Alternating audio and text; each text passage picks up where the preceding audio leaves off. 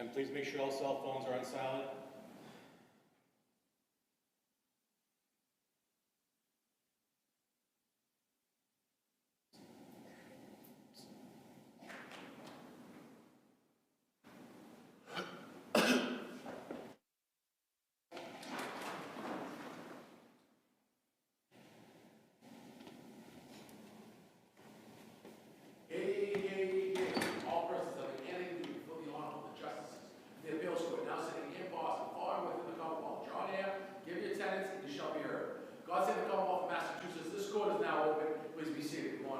Good morning, thank you. Okay, I see that we're ready to go, but just one moment. I have a few preliminary matters to address. First, I'll introduce the panel. To my right is Justice Vicky Henry. To my left is Justice Sabita Singh, and my name is Ariane Vuono. We have 6 cases on for today. We usually take a short break after the 4th case, and we'll sort of play that by ear as we go along today. I see that recognize the parties for the first case, so you know the rules. 15 minutes for your argument. There is no rebuttal in the appeals court. You can be assured that we've read everything that you have provided to us, and probably a little bit more, and so you can get right to your best arguments. So with that said, the first case is Commonwealth versus Diego Tenezaka, I believe, TENEZACA PAQUAY. Please correct my pronunciation when you begin your argument. 2025-1013. Good morning. Good morning. May it please the court, Daniel Di Maria for Diego Tenezaka PAQUAY. PAQUAY, thank you. You're welcome, Your Honor. This case has one problem that runs through every issue. The Commonwealth conducted an entire investigation in English against a man who only spoke Spanish, and then used his inability to speak and to understand as proof of guilt. So, first of all, the Commonwealth used Diego's attempt at the field sobriety test to prove that he understood English, and then used his failure at the test to prove he was drunk. But the important thing is he simply did not understand the instructions. And so what happened is exactly what we would expect. You have a cooperative man. The officer said he was trying very hard to be cooperative, trying to follow along by watching the officer's demonstration. So, counsel, why isn't that, this was a jury trial, as I recall, right? Yes, Your Honor. So why isn't it a question for the trier of fact as to whether or not he understood the officer's instructions? The jury can weigh evidence, but the threshold question is whether the evidence has sufficient probative value to support a conviction. And when field sobriety tests, in my view, are given in English to a man who only speaks Spanish, that does not meet the initial threshold. So could I go back and just ask a housekeeping matter? You're challenging a motion to suppress and you're challenging the result at trial. If the facts are different, we have to separate them out in our decision. Were there any materially different facts between the motion to suppress and the trial? I don't think so, Your Honor. I think the big one, though I don't think it really makes much of a difference, at trial, Mr. Diego was asked, how many beers did you have to drink? And during the motion to suppress, he was asked, have you had anything to drink? So that may be materially different, but I don't think that affects the result at all. Well, maybe we should address them separately, though. The motion to suppress, you say, should have been allowed on the basis of the fact, for 2 reasons. That your client didn't understand Miranda warnings, right? Yes. Okay. But of course, as the motion judge found, Miranda warnings weren't required in any event. Also, the judge finds that the officer was proficient, and so therefore the communication was okay, I'll put it that way, between the two. But in any event, does it matter for the motion to suppress now, If Miranda warnings were not required at that time, does it matter whether your argument that your client didn't fully understand the warnings? I think it absolutely does. Tell me why.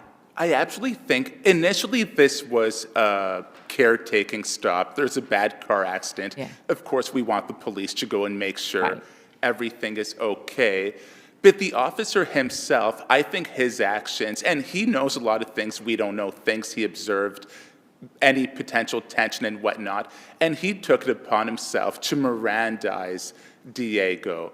And so I think that in his mind, the officer perceived that it was a custodial encounter. Well, that Was it a doesn't matter. Sorry. Sorry. Go ahead. Was it a custodial interrogation?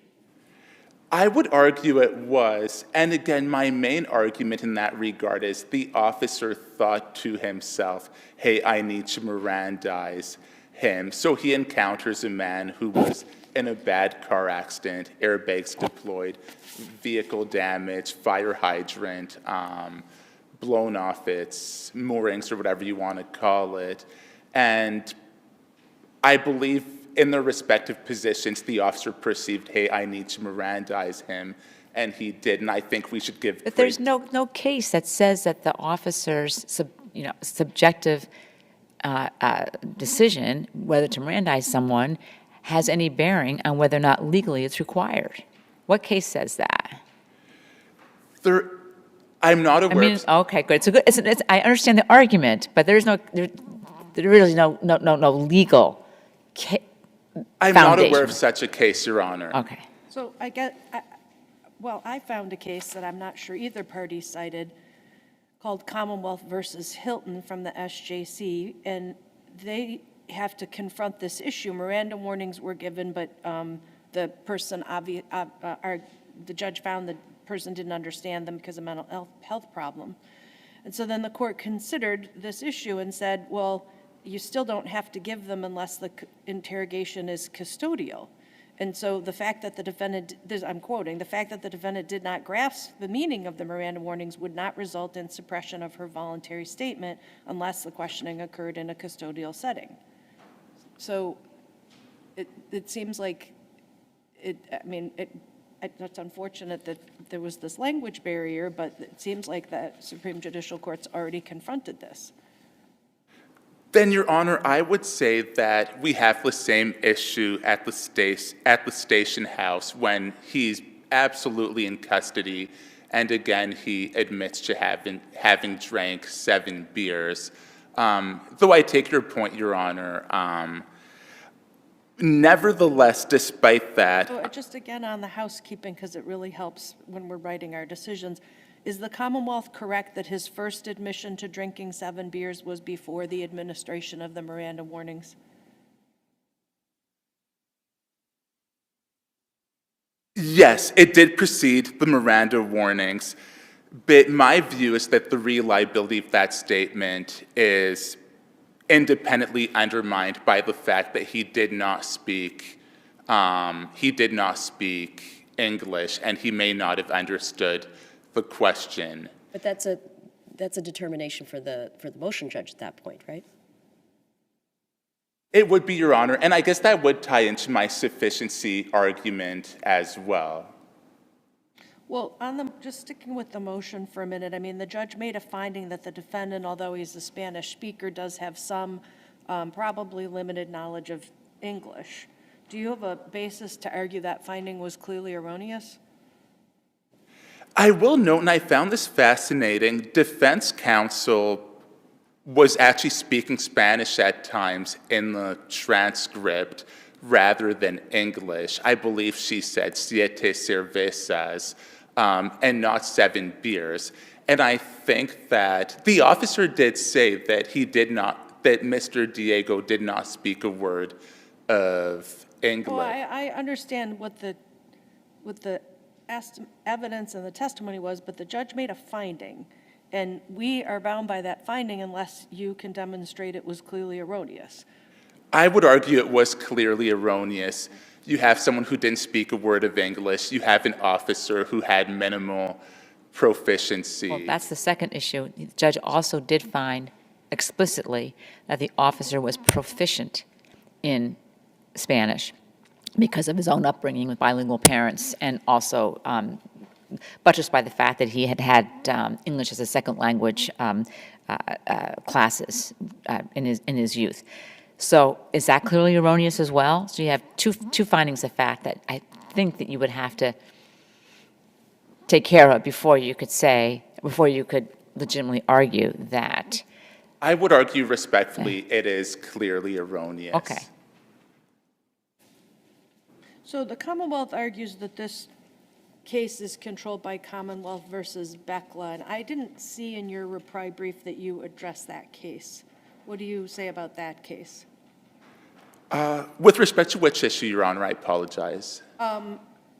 That it's very similar facts, that it's about a driver there that had driven into a telephone pole. His speech was slurred. He took a long time to answer questions, and still they didn't have to provide Miranda warnings unless it was a custodial setting. So they're arguing you didn't even need to provide the Miranda warnings, and that it's fine if the officer had a subjective belief that he had probable cause to arrest. He didn't communicate that, and the test is objective. So why is Bekla not controlling?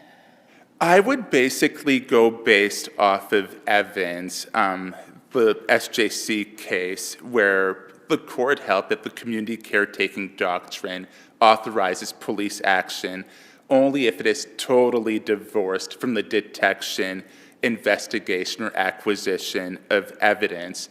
And I think that after he saw that Diego was okay, his paramedic role turned into an investigative/detective role, and he started asking questions. And again, you have a man who would have felt compelled to stay. The SJC has said, incidentally, and I don't have the cite off the top of my head, that when you're dealing with a defendant from a different country or a different cultural background, they may not realize that they're free to leave. It has more of a coercive effect. And so I would argue that here it was not totally divorced, and that once the caretaking function was complete and the officer started questioning him about alcohol and field sobriety tests and whatnot, that he was trying to detect whether or not there was a criminal violation, and that did require the Miranda warnings. And I really do think that, you know, the law really should be, if an officer himself perceives that they're needed, that the officer should be given great deference, irrespective of, you know, what the courts may have said in the past. And I will really argue that field sobriety tests were really the centerpiece of the Commonwealth's impairment case. There was no breathalyzer. The officer observed Diego. On the walk and turn, he said that Diego took 6 steps instead of 9, that he made no heel-to-toe contact with the required 4-inch gaps, that his steps were staggering. I would argue the fact that the field sobriety test instructions were given in English rendered it impossible for Diego to perform. He was set up to fail. But Now, aren't those are arguments for trial, right? they are also arguments, Your Honor, for insufficient evidence. If you strip away the, or not strip away, but if you were to say the field sobriety test or suspect, he wasn't properly instructed, then all you're left with is an accident, bloodshot eyes, and what's it called?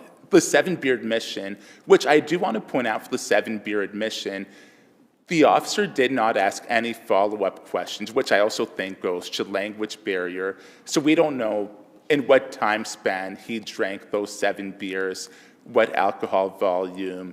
You know, he may have said he clearly just said I had 7 beers, but we don't know if that was over the course of a day or over the course of 2 days or what. So if we look at the field sobriety test as suspect, all we're left with are odor of alcohol, red or glossy eyes, and slurred speech. And we know from Commonwealth versus Marvin that those indicias, even combined with an accident are not sufficient. And if there are no further questions, that would conclude my submissions. Okay, one moment. There's just a minute left, but I'll check. No questions here. No, you've answered all of our questions. Thank you. Thank you.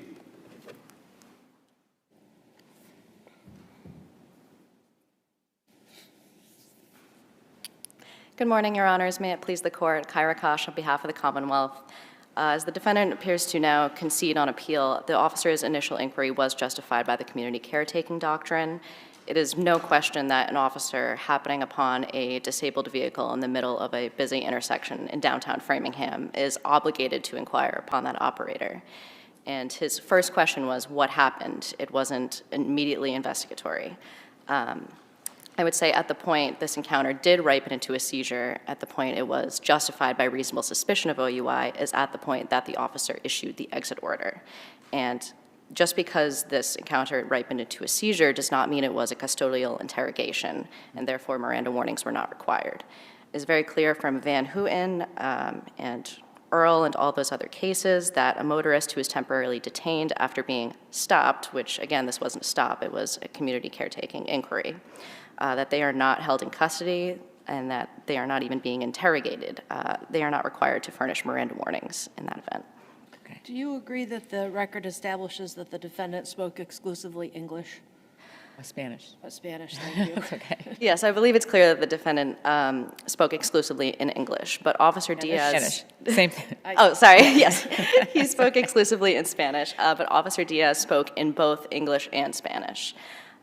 Whenever he did speak in English, he would follow with, in Spanish, do you understand? And the defendant presumably said, sí, yes, I understand, in Spanish. And the motion judge is finding that the defendant had enough knowledge of the English language to understand anything that Officer Diaz said in English to him is not clearly erroneous. So The defendant argued in his brief and argues here that you're really relying on a contradiction, that you treat the defendant's attempts at the tests, the field sobriety assessments, as proof of English comprehension, but on the other hand, you rely on his failure to follow English instructions as evidence of intoxication. What do you say to that? So I don't believe that the defendant's failure to complete the field sobriety test was due to his lack of understanding of those tests, particularly where the officer physically demonstrated how to perform those tests, and each time the defendant said, yes, I understand those instructions, and got into the ready position. And he did attempt to perform those tests. However, due to his intoxication, he failed those tests. For the 9-step walk and turn, he only walked 6 steps, and he stumbled upon getting into that ready position. And then for the 1 leg raise, he counted up to 4, but then stopped, and because he could not keep his leg up any longer. I'd say that is indicia of intoxication rather than a lack of understanding. Was there any material difference in the evidence at the motion to suppress hearing and the evidence at trial? No, I don't believe so. I would say there was more evidence at trial adduced, but nothing, there was no material lack in the suppression hearing that had any bearing on the issues. I would also point out this case that I did not cite in my brief, but that I found in preparing for oral argument, Cawthron, which is 479 Mass 612. It's a 2018 SJC case that says the reading of Miranda rights does not automatically demonstrate seizure, and that this court has encouraged police officers to give Miranda warnings before the exact moment those warnings are constitutionally required. So the motion judge said, to the officer's credit, he provided those Miranda warnings, but they were not required. And any lack of understanding, which again the motion judge did not find, has no consequence on the suppression issue. So as for the sufficiency issue,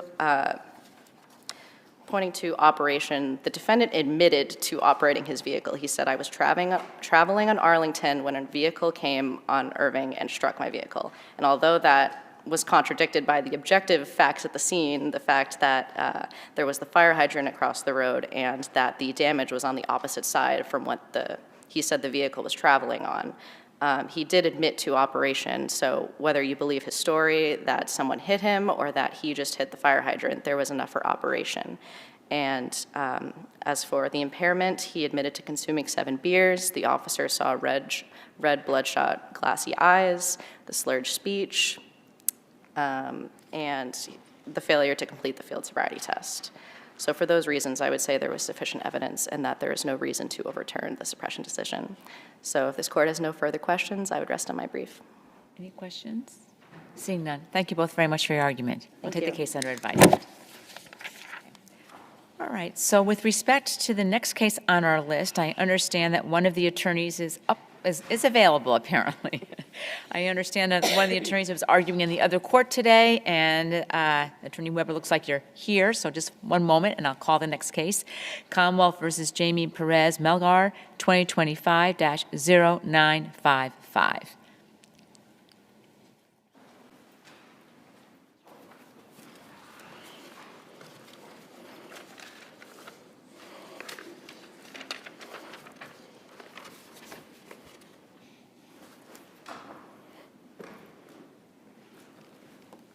One moment. Okay, we set. Thank you. Good morning. Good morning. Glad I could be here with such perfect timing, it seems as though. Philip Weber. Great entrance. Philip Weber representing Mr. JAIME PEREZ-MELGAR. His case is here today as his motion to withdraw his plea should have been allowed. It was not entered into voluntarily and, more importantly, informed in regards to his situation, particularly with regards to his immigration consequences. Now, the defendant was not informed by trial counsel in regards to the immigration consequences. Now, That's disputed by counsel, right? So you get a very difficult road with that affidavit. It's unusual to see it, but it's there.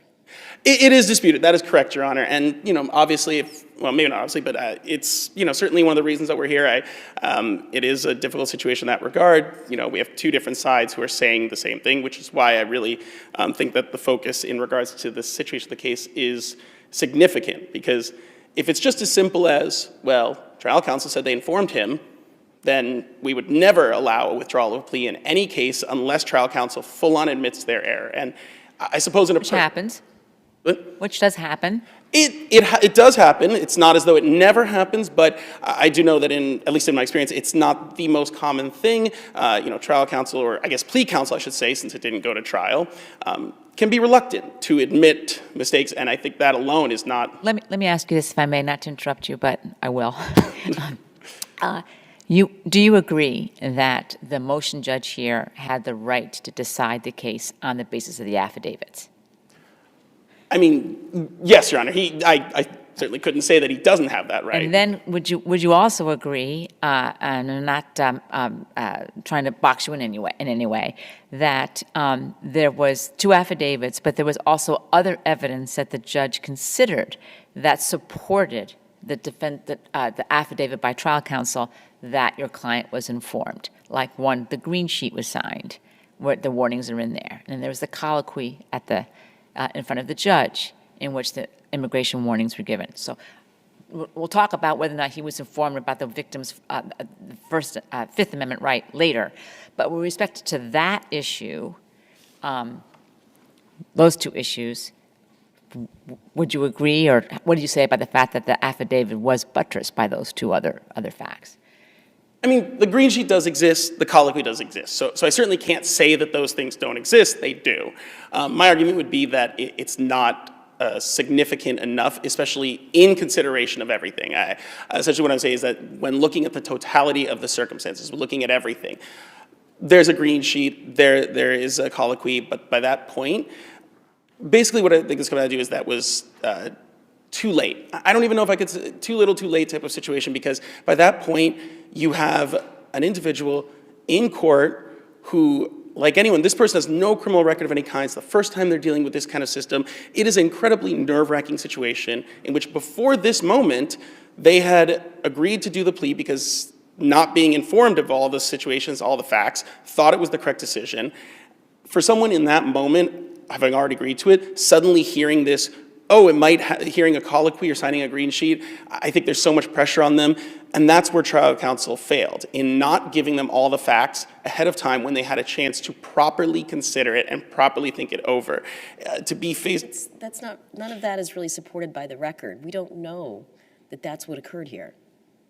Well, and I would argue that the circumstances there is ambiguity. Your Honor is correct that there is ambiguity in that There was an opportunity to have a further hearing, to actually hear from, there was an opportunity to have an evidentiary hearing, correct?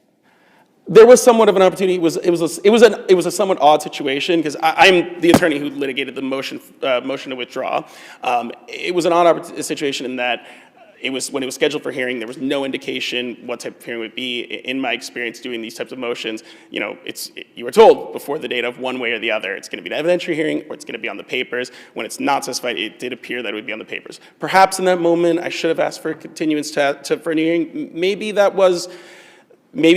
made my own mistake in that regard. I could certainly admit to that. But I think that even if it was continued, the problem that we have here is that it seems as though the motion judge in hearing this essentially looked at, well, plea counsel said he gave the warnings and seemed to just be satisfied at that. Now, this attorney already signed an affidavit saying, I gave the warnings. It's not as though on the day, if he had been continued, he had been brought in for a future date. It seems pretty unlikely that he would suddenly be like, you know what? No, I didn't actually give it. He was probably going to say the same thing, and it seems as though that the trial court seemed to just kind of rest on that idea of just, oh, well, he said he gave the warnings, and that's that. And if that's... But the defendant's affidavit also was very limited. There was not very much detail given at all about the interactions with the lawyer, about anything. It was very conclusory. Well, it was somewhat limited and that's really, I think, more of a reflection on the types of interactions that the defendant had with their plea counsels, that they had limited interactions. It's hard to talk at length about discussions that never took place. It's hard to talk at length about things that were never gone over and never gone over in detail, because essentially at the end of the day, what all that the defendant can say is what did take place, and that, well, told me a little bit of this and that, and that's the problem. We've seen affidavits where he'll say, I was assigned this attorney, or, in fact, this was retained counsel, wasn't it? Correct, Your Honor. Does that affect the analysis at all? I would argue no, it does not, that the same duty is owed whether it is appointed or retained. So I would argue there's no difference in that regard. I'm saying we would typically see an affidavit that says, I was appointed an attorney on such and such date. I had no communication with the attorney until the date of the plea. Something to, if that's what the argument is, that we had no discussions ever, we had very little communication, even that could be expressed in an affidavit, but it really wasn't here. I suppose maybe there should have been more detail, but ultimately it was, stated. The idea is that there wasn't a significant amount of communication, so it's hard to discuss. And maybe there could have been more detail about the lack of communication, but the communication was, the idea was to express the idea of how bare bones everything was, is that, well, told me we could do this plea, seemed like it was a good plea, the end. And that's the problem. That's the problem, is that there weren't these long sessions, because if there were, and I think that the circumstance of this case is what makes the difference, because obviously we can't just say, well, defendant said he didn't get the advice, that's that. I mean, I know that alone wouldn't be a realistic standard, because then anyone could withdraw their plea. But I would also argue at the same time that it shouldn't just be as simple as, well, plea attorney said that they did, and therefore that's that. And I know we have a green sheet and a colloquy, but there are cases indeed with, despite a green sheet and a colloquy, that a plea can still be withdrawn. So it's not as though those things are determinative either. Well, in those cases, generally there is a really cogent reason why a defendant would not take the plea, right? Something really pivotal. And in this case, in your view, that issue is the fact that there was, perhaps the victim would never have testified, right? Isn't that what that's one of the reasons why you thought that you advanced that your defendant would not take the plea? It was one of, certainly not the only reason, but it certainly is one of them. Outside the immigration? But even beyond, well, no, I think there are multiple reasons in regards to it, even outside of immigration, because obviously immigration is the main thrust in regards to that, because there is the issue with the Fifth, and one of the reasons I kind of put that a bit of a front and center is because that's the one that there's literally no downside to pursuing it, because that's the one where if she is assessed for a fifth, and as I put in my brief, I strongly believe there is a fifth, I understand that we don't know for sure. She could waive it, she could assert it, we don't know for sure. But if you explore that, and she does waive it, and then at that point you go, oh, okay, well, she waived it, thought we had a chance, oh well, you could still take a plea. There's no harm. Wasn't she looking for restitution as a part of the resolution of the case? That was my, So at least the would it be Commonwealth likely expressed that she would not testify? I think it's entirely possible. I think even just because someone wants a financial restitution doesn't mean they're willing to risk the possibility of criminal sanction. As important as money can be, criminal sanctions can certainly weigh even more strongly in regards to But we're that. talking about criminal trespass, of which even the judge said doesn't really see the facts that would support that. I mean, I think that, obviously I disagree with the judge's assertion in that regards, to say, because, I mean, she was at someone's property, asked to leave, didn't leave. To me, that's a straightforward trespass. But let's say for the sake of argument, if she were to waive or wasn't found, even beyond that, there are holes throughout this case. There are things that just, to the point of, because I think the strength of the case is a significant factor in regards to this, because when you look at the overall strength of the case, it just does not add up. I mean, there is the fact that in the 911 call, she at one point states that it was her partner that had attacked her. And the defendant's not her partner. No one ever claimed that he was her partner. They had met that night. They had no prior history. So we have a 911 call in which she's stating to the people on 911 in what could certainly, well, whether it's an excited utterance or whether it would be used to impeach her, either way, we have her stating something that doesn't match up. There's also the fact that... Well, how is that different? I mean, the allegation is that he pushed her down the stairs. Well, if the allegation is that he pushed her down the stairs and then she's saying in a 911 call on the night of, my partner pushed her down the stairs, and then she's asked at trial, well, is he your partner? No, he's not. So you're saying something to 911 that is completely contrary to the claims you are then making to the police. I think that's a pretty significant, and that's not the only thing. That's one of many issues, but it is, I would say, certainly a significant one. There's this idea that this was a significant injury. That's, there's no question she got hurt. How she got hurt, who did it, these are the questions. But this is something where, according to the medical records, she broke a leg to the point where a bone is protruding. I mean, that is, I'm not a doctor, but that sounds incredibly painful, but supposedly she waited about 3 hours to call 911. So the timeline doesn't match up. The idea that a person breaks their leg, their bone is protruding, and they decide to wait 3 hours doesn't match up is certainly something I think any jury would look at with a good dose of skepticism.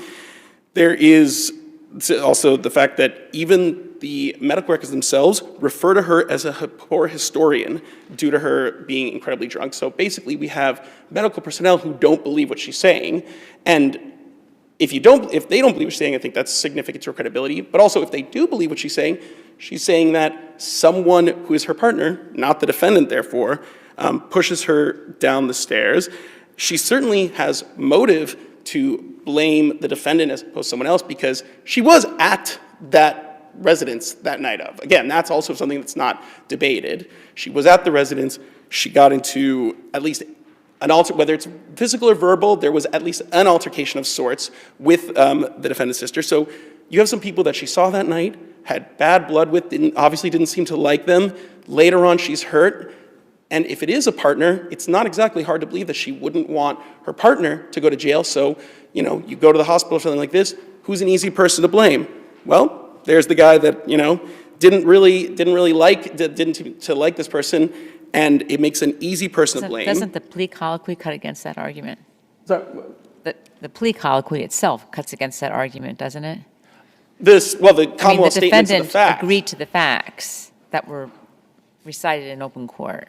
Correct, Your Honor. The defendant did agree with the facts, and this is the part where, again, I say that the defendant basically was in a high-pressure situation in which they had not been because if they had been, that's where I go to the fact that if they had been properly advised, because I'm not challenging the colloquy. I'm not challenging the colloquy or the plea sheet, because I think the court did things correctly. So I don't think that it's the plea judge was at fault in any way. I don't think the court was at fault. This really all goes on to plea counsel for the way they didn't prepare, because a properly prepared defendant, that's one thing. They know what they're facing. They know what it is on each side of things. They know what they're looking at.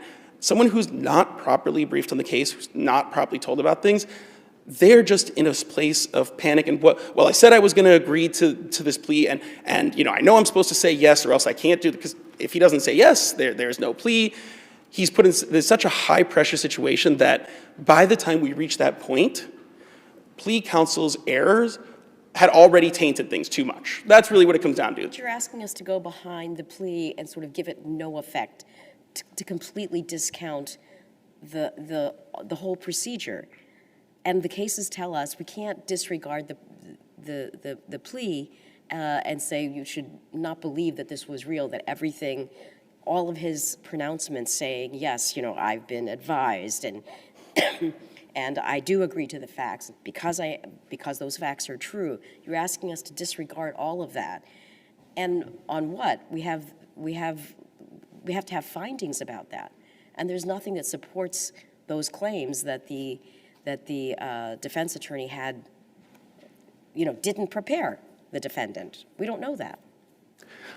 Well, I mean, there is at least the affidavit from the defendant, and I understand that the court doesn't have to accept an affidavit from the defendant, but we do at least have this assertion, and I would argue that the weakness of the case overall is what supports that assertion. Because we have an assertion from the defendant. The question is that assertion properly supported? And that's why I really do focus on some of the weaknesses, and honestly, I could go even more into them, but with about 6 seconds left, you know, I do outline them in my brief in regards to that, and I think that the overall weakness of the case is what supports it. So, Time is up. thank you very much. Thank you very much.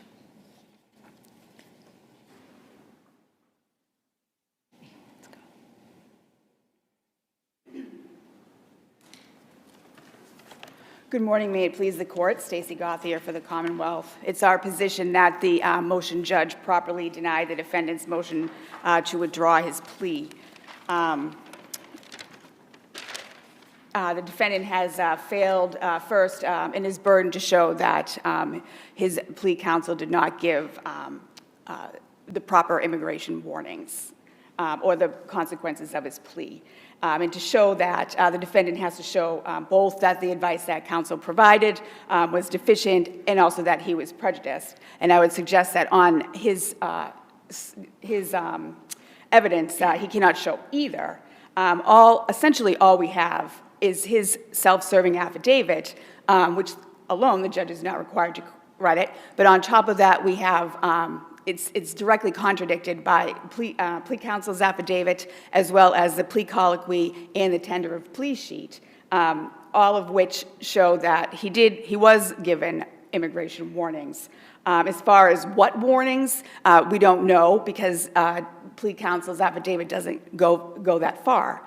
And I would suggest, you know, an evidentiary hearing possibly would have helped, or even a request for a further, you know, a better affidavit from plea counsel, or even an affidavit from the appellate counsel saying that I can't get a better affidavit.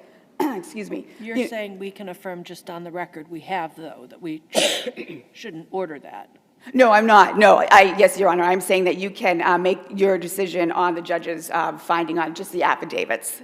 He's only required to put a evidentiary hearing if he feels that there was a substantial issue raised, and the judge in this case did, you know, offer the opportunity to have an evidentiary hearing, and counsel chose to go forward with, you know, with no witnesses and didn't ask for a further date. I'd also point out that even when talking about the witnesses that he would have had, he only addressed that he had like 4 or 5, you know, unnamed witnesses who would be able to testify to like what happened and the underlying facts. But the motion to vacate, you know, that went to the, you know, ineffectiveness of his plea counsel, and there was no suggestion that he was going to call plea counsel to testify. So one thing I'm puzzled by is the plea judge thought it was unlikely, or he was not satisfied that there was even a remote possibility that a trespass occurred that would give rise to the Fifth Amendment privilege. So if she's an invitee to the premises, but then she's told to leave and she says, I'm not leaving, isn't that a trespass? Arguably, yes, that could certainly be a trespass, and I think we had argued in the brief that even if, she did have a fifth for a trespass, I would suggest that she certainly, from the record, it seems that she would have been inclined to waive that fifth and testify due to the fact that she had, I think it was $4,000 worth of unpaid medical bills. Misdemeanor, right? Yes, and that as well, Your Honor. I think that, again, that the benefit of possibly getting restitution would have outweighed her risk, the risk she would take in waiving her fifth. I'd also suggest, that you don't actually have a privilege not to testify until you're being called to testify, and there was no trial here. It was just on for a plea. And as far as, approaching the victim and, trying to find out if she was going to assert her plea, certainly plea counsel could have done that. However, he also should be careful about being charged with intimidation of a witness if he's going to approach a witness and start asking about her waiving a fifth. I don't think we have to go that far, but that's all. And I would suggest that the contemporaneous plea colloquy, as well as the tender of plea form, as well as plea counsel's affidavit, all contradicts the defendant's affidavit. I would suggest that that was enough for the judge to deny the motion, excuse me, just on the affidavits. Okay. And if there's no further questions, I'll rest in my brief. Thank you both very much. We always appreciate your answering our questions. We know they can be difficult, but they help us understand the case better. So thank you both very much. Thank you. All right, the third case on our list is Commonwealth versus RULA Royan Jones, 2025-0104.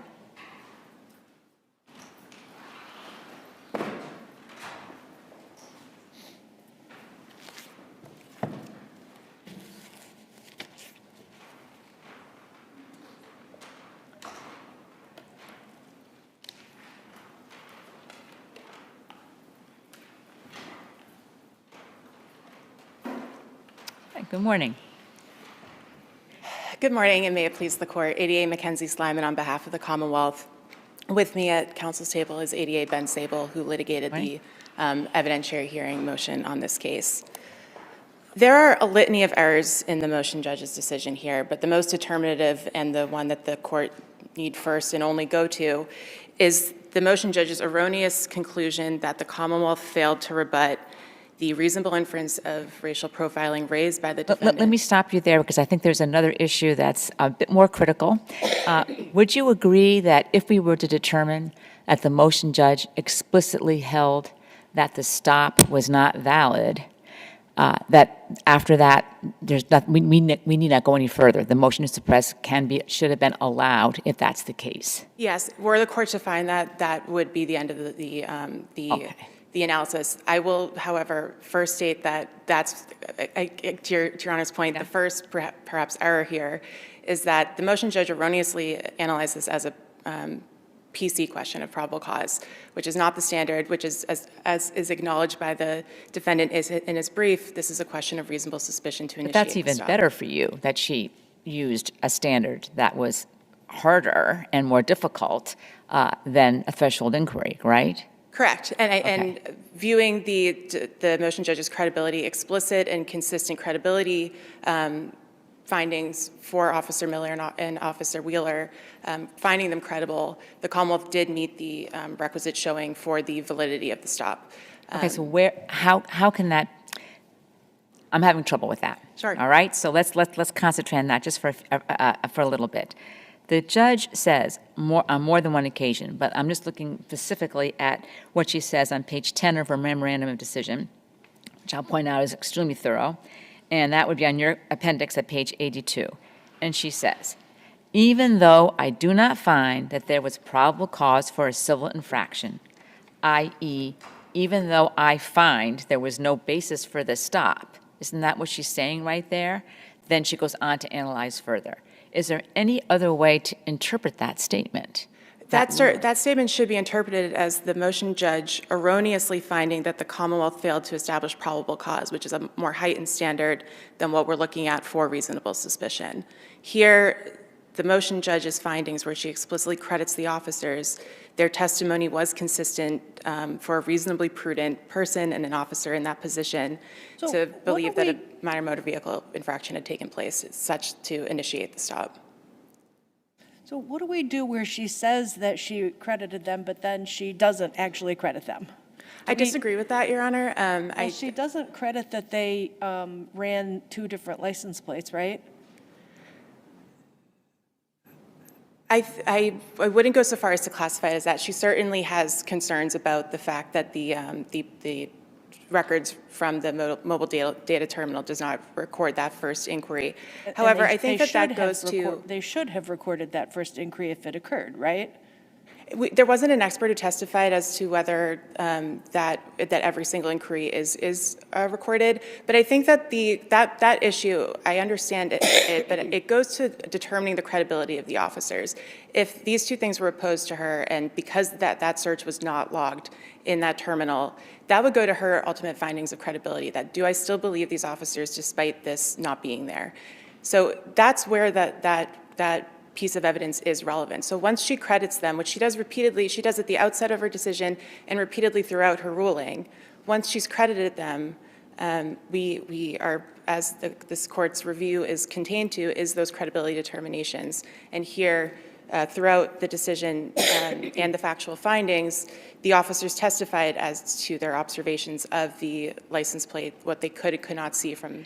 So you're basically, if I understand you correctly, your argument is that the judge erred as a matter of law by applying a standard of probable cause rather than a threshold reasonable suspicion for the stop. Correct. Okay. And you're saying that actually, in contrast to what I said earlier, that actually did not inure to your benefit because it's a lower standard.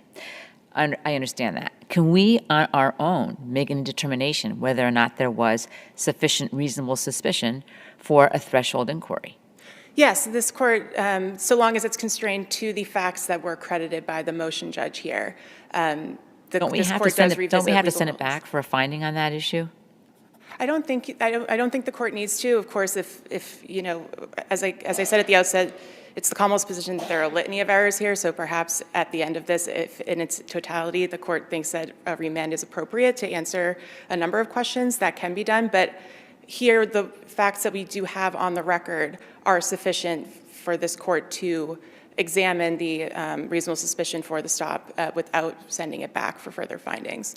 But of course, I defer to the court if that is necessary. Walk me through how we can determine that there was sufficient, there were facts here that support a threshold inquiry for the stop. Certainly. When the judge says, the judge does say, I credit all the testimony. Correct. So To Justice Henry's point, she's very clear that she does not really credit the fact that they couldn't read that license plate number because of the fact that 2 license plate numbers are put through the system. The second one pops right up, no problem, it's seen again. And so she, as she says, serious doubt, right? Sure. I disagree with Your Honor's classification that she doesn't credit the observations that they made of the license plate. There's certainly, and I understand why. I understand, you know, her question about why was this not logged into the mobile data terminal. However, we still have the direct testimony that she observed of the officers in the courtroom, and that is reflected in her factual findings when she, at paragraphs 13, 14, 15, 16, and 17, where she articulates that the officers testified that from at first they couldn't see the license plate. It was only once they were between 30 to 40 feet away they still couldn't fully see it, typed in that number that did not return to the Lexus that they were observing, and only upon getting closer were they able to run the appropriate registration. So from those facts alone, which the judge does credit in crediting the officers, we meet the standard for reasonable suspicion, that those are sufficient facts for a reasonable person and prudent person to initiate the stop here.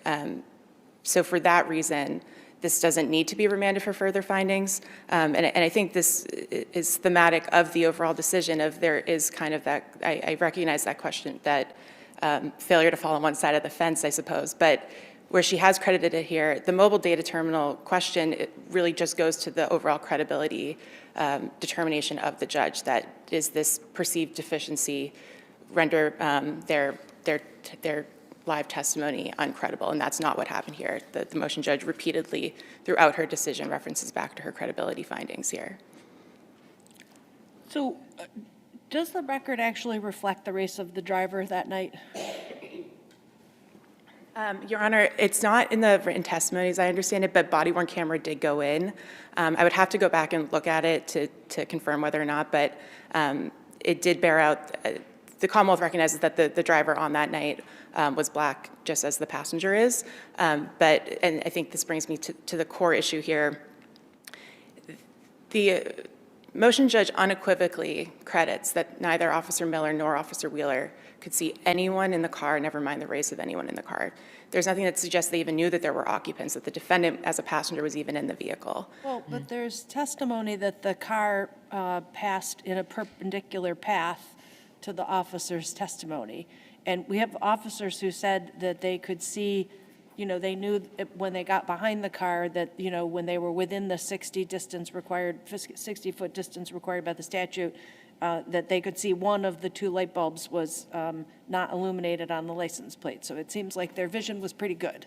So the idea that the driver, that car passed through the perpendicular through the lights of the cruiser and that they had absolutely no idea. I appreciate Your Honor's point, but the Commonwealth's not arguing that they were in a position where absolutely no one could view them, but as is credited by the motion judge, in this instance, they didn't. They could not see the person, and this court can't revisit that finding, but I would point the court to a similar, if not more favorable to the defendant, Commonwealth versus Hunt, which is cited, it's an unpublished, but it's cited in the Commonwealth's brief, and that's an instance where the defendant's vehicle approached head-on with the officers, and yet the court still credited there that even though they perhaps were in a position where they could have seen the race of the occupants or the driver, they didn't in that instance as well. So it's not a matter of whether they could in any circumstance, but in this circumstance, could they see the race of the driver or the defendant passenger? And the answer, as explicitly credited unequivocally by the motion judge here, is that she credits they could not see who was in the car. So the judge found that, I find that the police had a different motive to stop the car rather than solely for the motor vehicle infraction. Are you arguing that was clearly erroneous or no? I'm not arguing that that is clearly erroneous because pretextual stops are allowed so long as they are not based off of an impermissible purpose. So here, this court does not need to determine that, that this was in fact pretextual. The only question here is if it was pretextual, was it based off of a racial determination? So in answering that question, I'm not arguing that that's clearly erroneous, but insofar as the suggestion here is that it was a pretextual stop based on race, yes, that is a clearly erroneous conclusion to reach here. So you argue that or the defendant argues actually that the Commonwealth waived the argument that the defendant lacked standing. What do you say to that? It was not explicitly discussed below, and so I do acknowledge that and recognize the limitations of what this court can consider with that. But I think here it goes back to the lack of specificity in the defendant's motion of who is he intending to bring this claim It is for. up to the Commonwealth. It was the burden of the Commonwealth at that point to raise an issue that you wanted to argue and to bring before us, right? Sure. Yes, Okay. Your Honor. And you say not, but it was not raised below. There was not in-depth discussion about it, no, Your Honor. Well, So in depth, I do it wasn't recognize- raised. Let's not mince words here. Correct. Okay. Correct. We did not push back on the reasonable inference that was raised. Yes. So And recognizing would have you the- prevailed anyway, even if you had brought that argument? I'm sorry.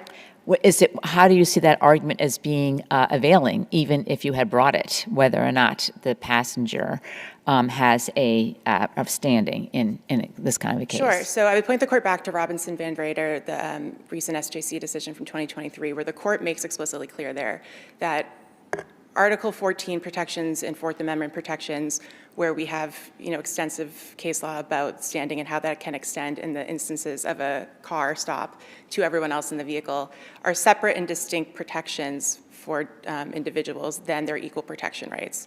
And I acknowledge the Justice Gantt's concurrence in Long. But before you even go any further, the case of Commonwealth versus Laura, which predates Long, the case was brought by the passenger, not the driver. Right, and so I don't think the Commonwealth's position isn't necessarily that passengers can never bring an equal protection claim, but it okay. has to be explicit that the claim is for themselves and that they, as the passenger, were being targeted by the police for whatever protected class they belong to. It can't be that, well, the driver was being targeted by their protected class, or because of whatever protected class they belong in, and I suffered it because I was in the same vehicle. That's a fine standing, that standing would be covered under Fourth Amendment in Article 14, but for equal protection, it has to be the individual themselves asserting the right. You can't So you're extend saying it. if the officer testified, yes, I stopped the car because the driver was black, the passenger can't then say that is an equal protection violation? As the case law stands, no. Robinson Van Rader. Doesn't that go contrary to what the court said in Laura? Doesn't that go completely contrary to that? I don't That was think a so, pass- Your Honor. Excuse me? Go I ahead. don't think so, and I'm happy to look further at it after the argument and submit a letter to further detail that. But I think looking at Robinson Van Rader and the fact that this was a concurrent opinion by Chief Justice Gantz in Long, it's not yet, that bridge has not been made that passengers can assert that right. He says we all agree, and the majority doesn't say, no, we don't. Do you really think we should say they were just hiding the ball, that they didn't agree? They just let him say what he wanted to say?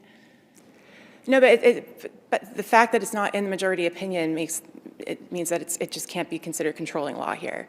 And perhaps the SJC will revisit that down the line. That's a tough one.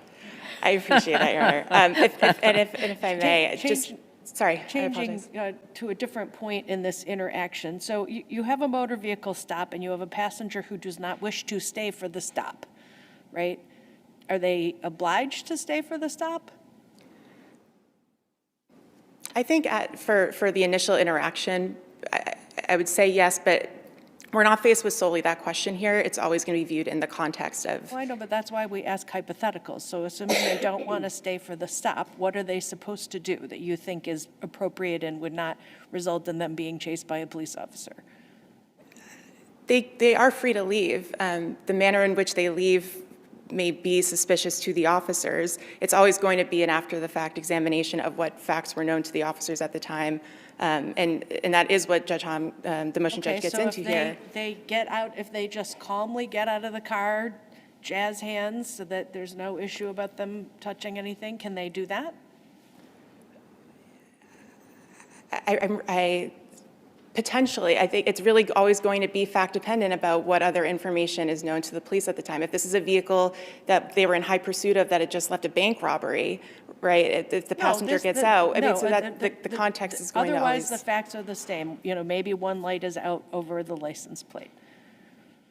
And I don't mean to be overly specific. In that singular instance, if it's just a license plate violation and there's no other facts known, perhaps they'd be able to walk away with no issue. But here, there are additional factors of concern, as noted by the motion judge, of the car failing to come to a complete stop right away. Wait. But the passenger's not in control of that, right? And that's why it's not, that factor might not be the most controlling one, but when we're looking at reasonable suspicion to instigate a stop of the passenger once they exit the vehicle, it's going to be totality of the stop, of the factors that are relevant. When was the defendant seized here? The initial seizure happens when the police pursue him. And then he whoops at them, jukes at them, they lose sight of him, and then they find him later after they've recovered the So what were the firearm. factors that we have at the time the police pursued him? Sure. So we first have the civil infraction that was leading to the stop, the fact that the Not driver. responsible for that, right? Yes, and yet it's still relevant to, while that can't be fully attributed solely to the passenger, be we're attributed looking to at him the at all? totality here.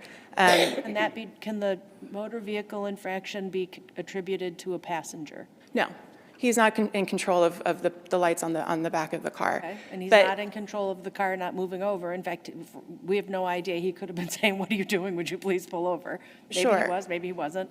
Okay, Sure. so I'm asking then, what was the basis for seizing him? The seizure was based off of the fact that the car did not immediately come to a stop, which again, I recognize the defendant is not driving it, but this is we're looking at this in its entirety. And while each of these might not be entirely strong factors solely on their own, we stack them upon each other. And here, the defendant immediately running away from the vehicle before, the instant it comes to a stop, before the officers approach. And I recognize Warren, and I recognize Karen K, Commonwealth versus Karen K, where the court has not said that that is not a factor. It's just not, again, the most weighted one. But here, looking at the entirety of the facts, that this happened at 1 a.m, that this is after the car did not come to an immediate stop, to the point that Officer Miller or Wheeler had enough time to radio to say, we have a car that's not coming to a stop, that those suspicious circumstances then escalating by the defendant immediately bailing from the vehicle and running away was sufficient to initiate a pursuit. If he just got out and walked calmly away with his hands not touching his body, would that have provided justification for a seizure of him? I still maintain the position that the overall circumstances of what led up to the moment that he walked away would be sufficient here. But again, we don't have the defendant slowly walking away with his hands visible, what have you. Point taken. So you take objection to the motion judge doing some statistical analysis, dropping out certain stops because they were generated by leads and not by the officer. Were the calculations incorrect in any way, or is it just the fact that you didn't know she was going to do that? This amounts to an expert opinion by the motion judge. I myself anecdotally did look through the reports in preparing for today. I could not immediately or fully ascertain which of the 29 reports she removed, which those were of the 141 that were in front of her. So I can't speak directly to whether the statistics are mathematically correct or not, but regardless of whether the math is correct there, the error is rendering this expert opinion off the bench without notice to the parties, without any full example of methodology, without any chance for the parties to look into how these statistics were calculated. And it's Did I miss it? Did you go back and ask for reconsideration on that? Did I miss that? We did not. We immediately pursued an interlocutory appeal. So you did not register any objection to that? No. Okay. I suppose our Rule 15 was our objection, but no, we did not put anything back in front of the court.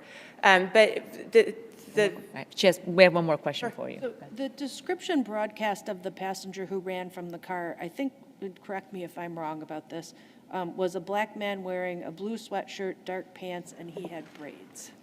I'm sorry, I'm I having believe trouble the hearing you. description of the passenger that ran from the car was that he was a black man wearing a blue sweatshirt, dark pants, and braids.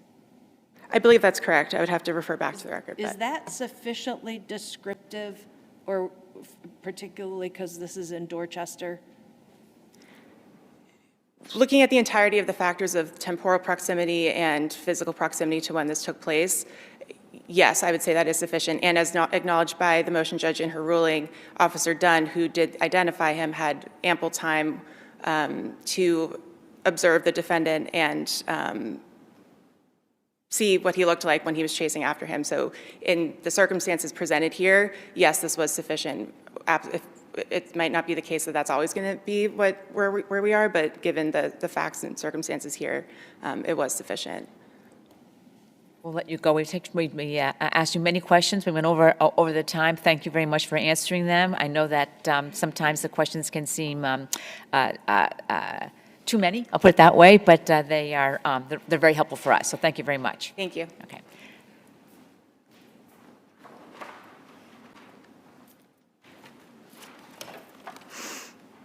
Morning. Good morning. May it please the court.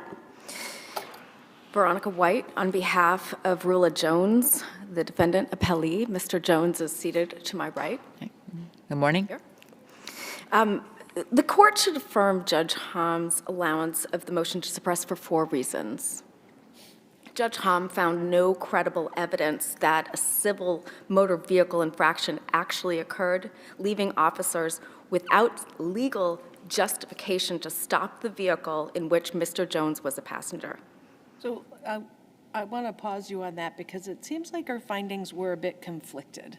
I'm sorry, Judge. It seems like her findings were actually a bit conflicted because she says things like that she doesn't find there's probable cause, but then she says there's a reason in addition to the motor vehicle infraction, which sounds like there was a motor vehicle infraction. So what are we supposed to do with that? The judge found and addressed the threshold question in her analysis of whether a civil motor vehicle infraction actually occurred. She found in Commonwealth Appendix 82, I do not find that there was a probable cause for civil infraction, but the foundation of this finding is the uncontroverted documentary evidence. Officer Miller testified that he mistyped the license plate as 4YC841 because the plate light was inadequately illuminated, but the CGIS database contains no record of that query. The only documented search was the correct plate, which was the 4YC842. So you're correct, and the judge says that casts doubt on whether or not a civil infraction occurred. But where does she say, and I asked the Commonwealth the same question, when she says there's no probable cause for a civil infraction, you are interpreting that as there was no civil infraction. It did not happen. It did not occur. Yes. But the judge could have said exactly that and did not. Yes, but there is a basis for the judge's reasoning here. The Commonwealth But what is offered the no reasoning? What is the explanation. ultimate word? Do we actually know? Well, the Commonwealth offered no explanation for the absence, and the judge heavily relied on this. If the judge doubted whether the infraction occurred and her decision supports that reading, neither probable cause or reasonable suspicion exists, then the analysis ends there. The distinction between the two standards is irrelevant. There's no infraction at all. This is not a case requiring where the line falls between reasonable suspicion and probable cause. She based her decision that there was no probable cause for the infraction on the undisputed absence of any CGIS record corroborating the officer's claim. Well, let me follow up on a question that Justice Henry asked, which is, in terms of the conflict, the judge also says, I credit the testimony of the officers in full. Yes. And that would seem to contradict a finding that there was no civil infraction. As the court has already previously ruled in Commonwealth versus Garner, 490 Mass at 94. Say that again, 490? 490 Mass at Okay. 94, that the court's general credit of an officer is not equivalent to the crediting of every Specific single finding. specific fact in that finding. This wasn't a I generally credit, it was I credit in full. That seems pretty specific. The specific language that the office, that Judge Hom used, if I may, just one moment.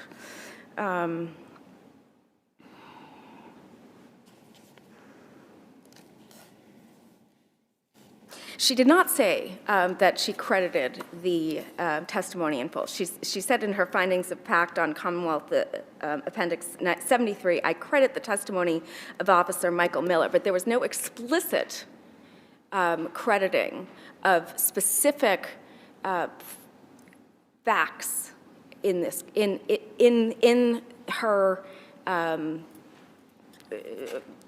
her summary, and that's where this case is different from the Velez case.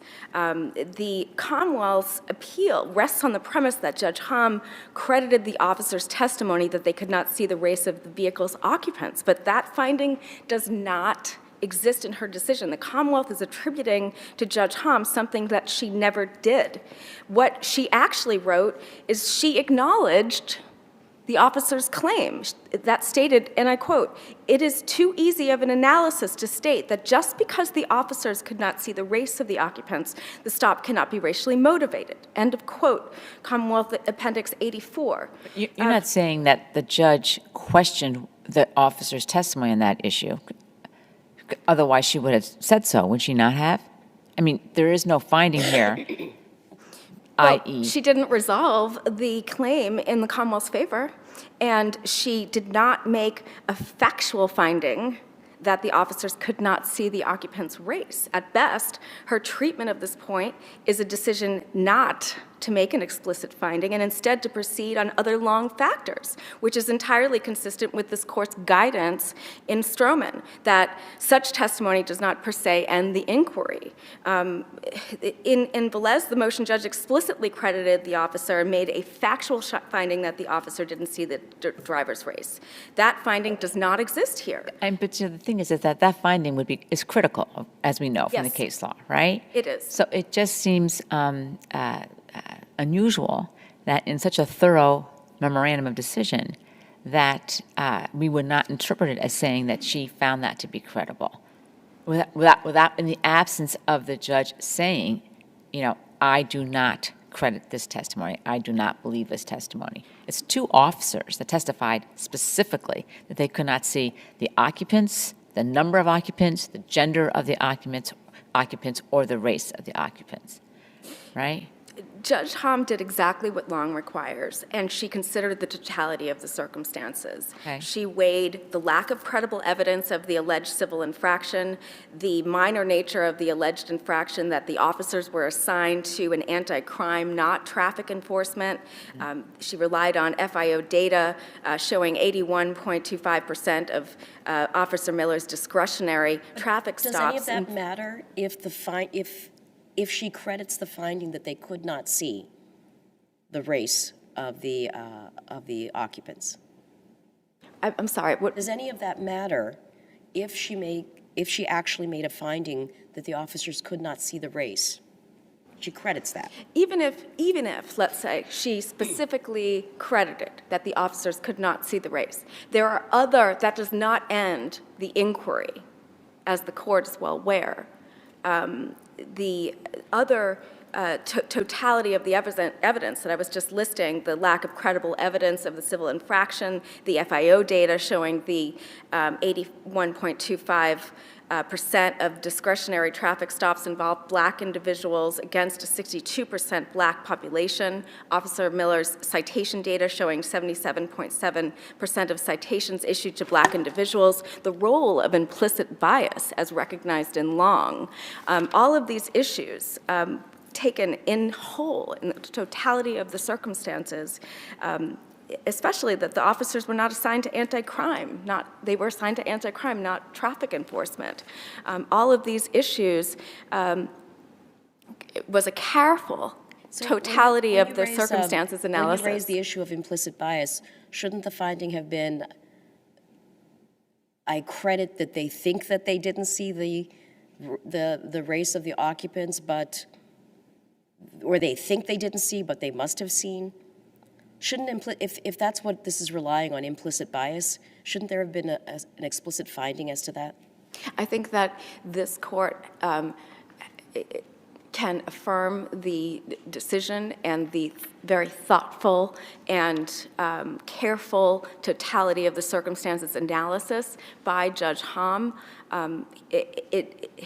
If the court wants a judge to explicitly credit every single fact. How about the most critical fact? Even the most critical fact. That Like should the be stop. unequivocal. Like the stop. Like the stop. Yes, Right, that's a critical fact. yes, yes. Yeah. But if the court requires that as a matter of law, then that should be unequivocal. The Commonwealth's statement that Let me just ask you this. If we have a concern, hypothetically, if we have a concern as to whether or not the judge has actually decided two things. One, whether or not the stop was valid, and two, whether or not the officers could or could not see any of the occupants of the car, do we need to send it back? remanding this case is a waste of judicial resources. This case was litigated over the period of 2 years. Well, I do see that this is quite old. I mean, in fact, the record does not really indicate what happened in between 2019 and 2022 and 2023 when the motion was first filed. Between 2023 and 2024, that for a whole year, there's a footnote. The judge explains that there was various continuances, et cetera, but the record appears to be silent as to what happened before that. There is enough in the testimony, in the documentary evidence, to form the basis of the judge's careful analysis. Your answer is using- no, do not remand the case. Is that right?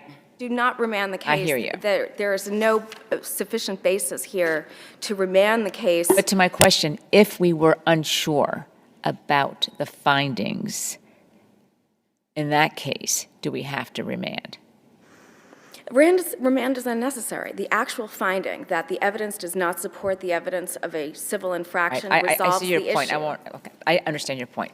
Thank you. So just to back up, in your brief, you say, and it's on page 24 if you want to follow along, but you say that according to Miller's testimony, Officer Miller, he had a clear opportunity to look into the vehicle and see that the driver was not the woman to whom the vehicle was registered, but you have no record cite there.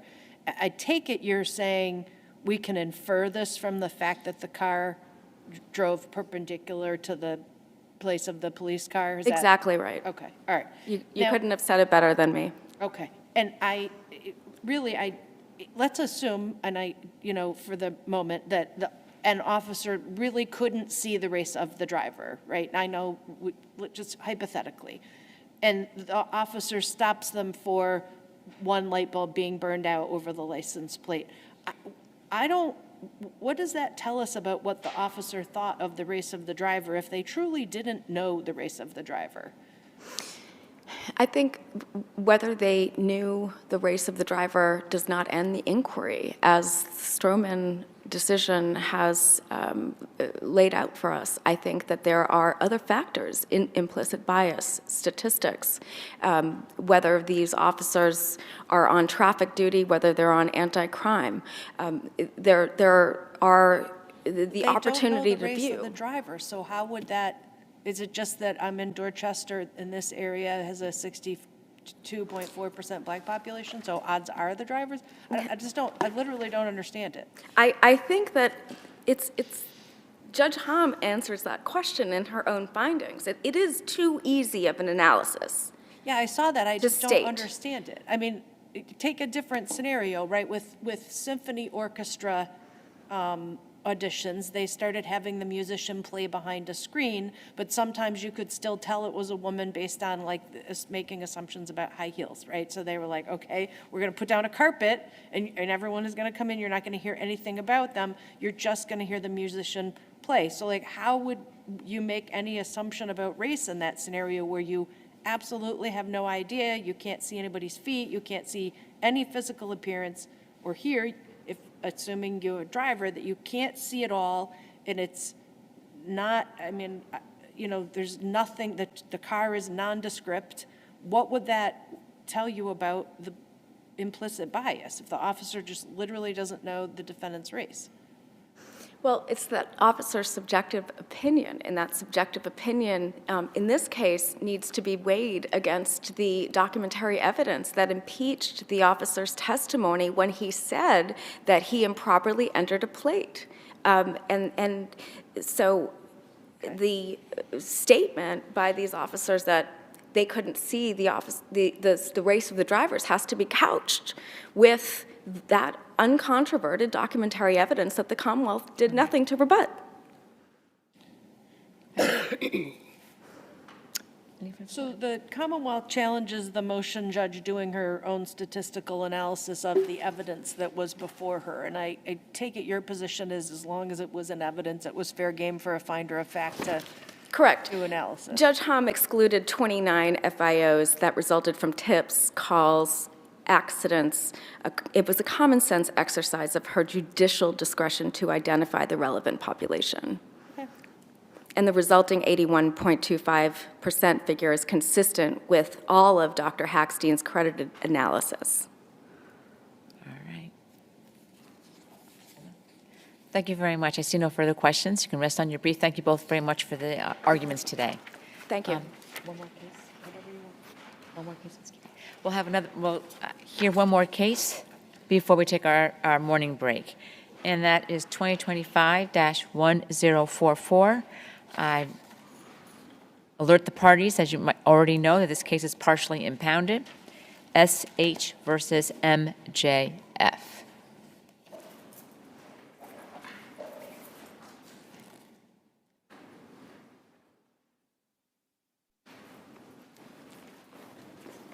Okay, we only have one side arguing today. Attorney Heffernan, thank you for being here. Thank you, Your Honor. May it please the court, Kevin Heffernan for the appellant Michael Frank. Your Honors, this is a fairly straightforward case with a straightforward question. Does the trial court have the authority to enter custody of an adult child under 209A?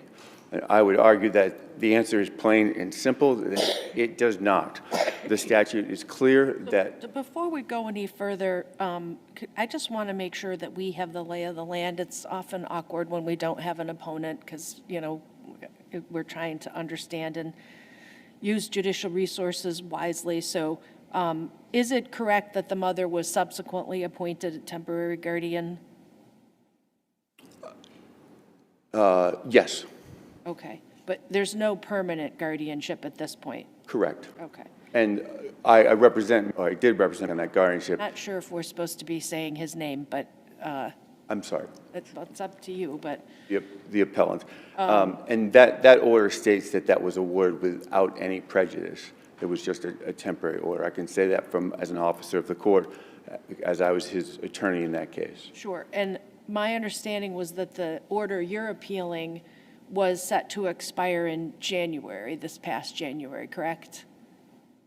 It was set to expire. I would have to look at that, Your Honor. Well, do you know if it's been extended? Because I think it was only a 6-month order.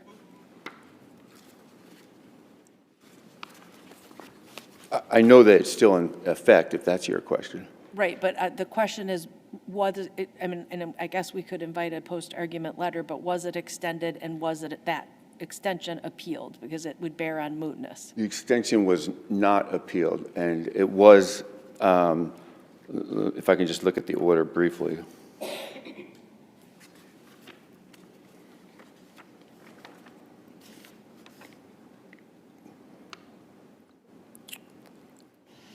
Oh, yes, no, I'm sorry, I do remember now. I was confusing it with the motion here. It was extended, Your Honor, yes. It was. At the January hearing, yes. But the defendant did not appeal. It did not appeal that? Extension. Extension. No, no, So that's correct? I just don't want to double negative. that is correct. So what I'm wondering then is, assuming you are correct in your legal argument, what relief could we grant you?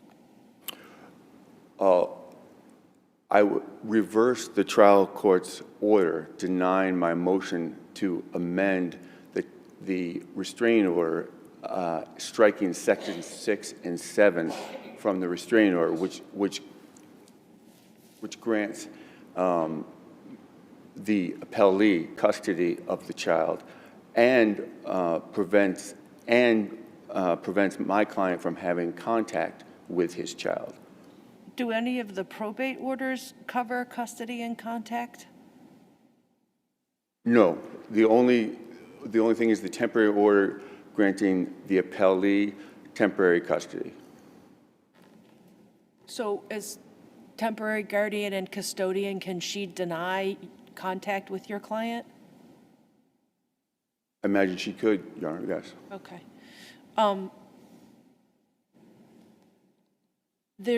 Also, just for housekeeping, am I correct that our record does not include certain things that the judge here relied on, the emotional assessment from Quincy Public School, the psychological report dated 2021, the IEP? I don't think we have any of those. Is that correct? Yes, Your Honor, I don't have any of those. The appellee gave those to the trial court in the middle of the hearing, and I was not given copies of those. I was allowed to look at them.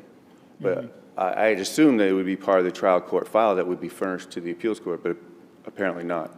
Yeah, we definitely have her affidavit, but sometimes there's a separate complaint. We don't seem to have that. And I also don't see a transcript of the ex parte hearing or a transcript of the two-party hearing on June 9, 2025, at which both parties were present, both parents were present.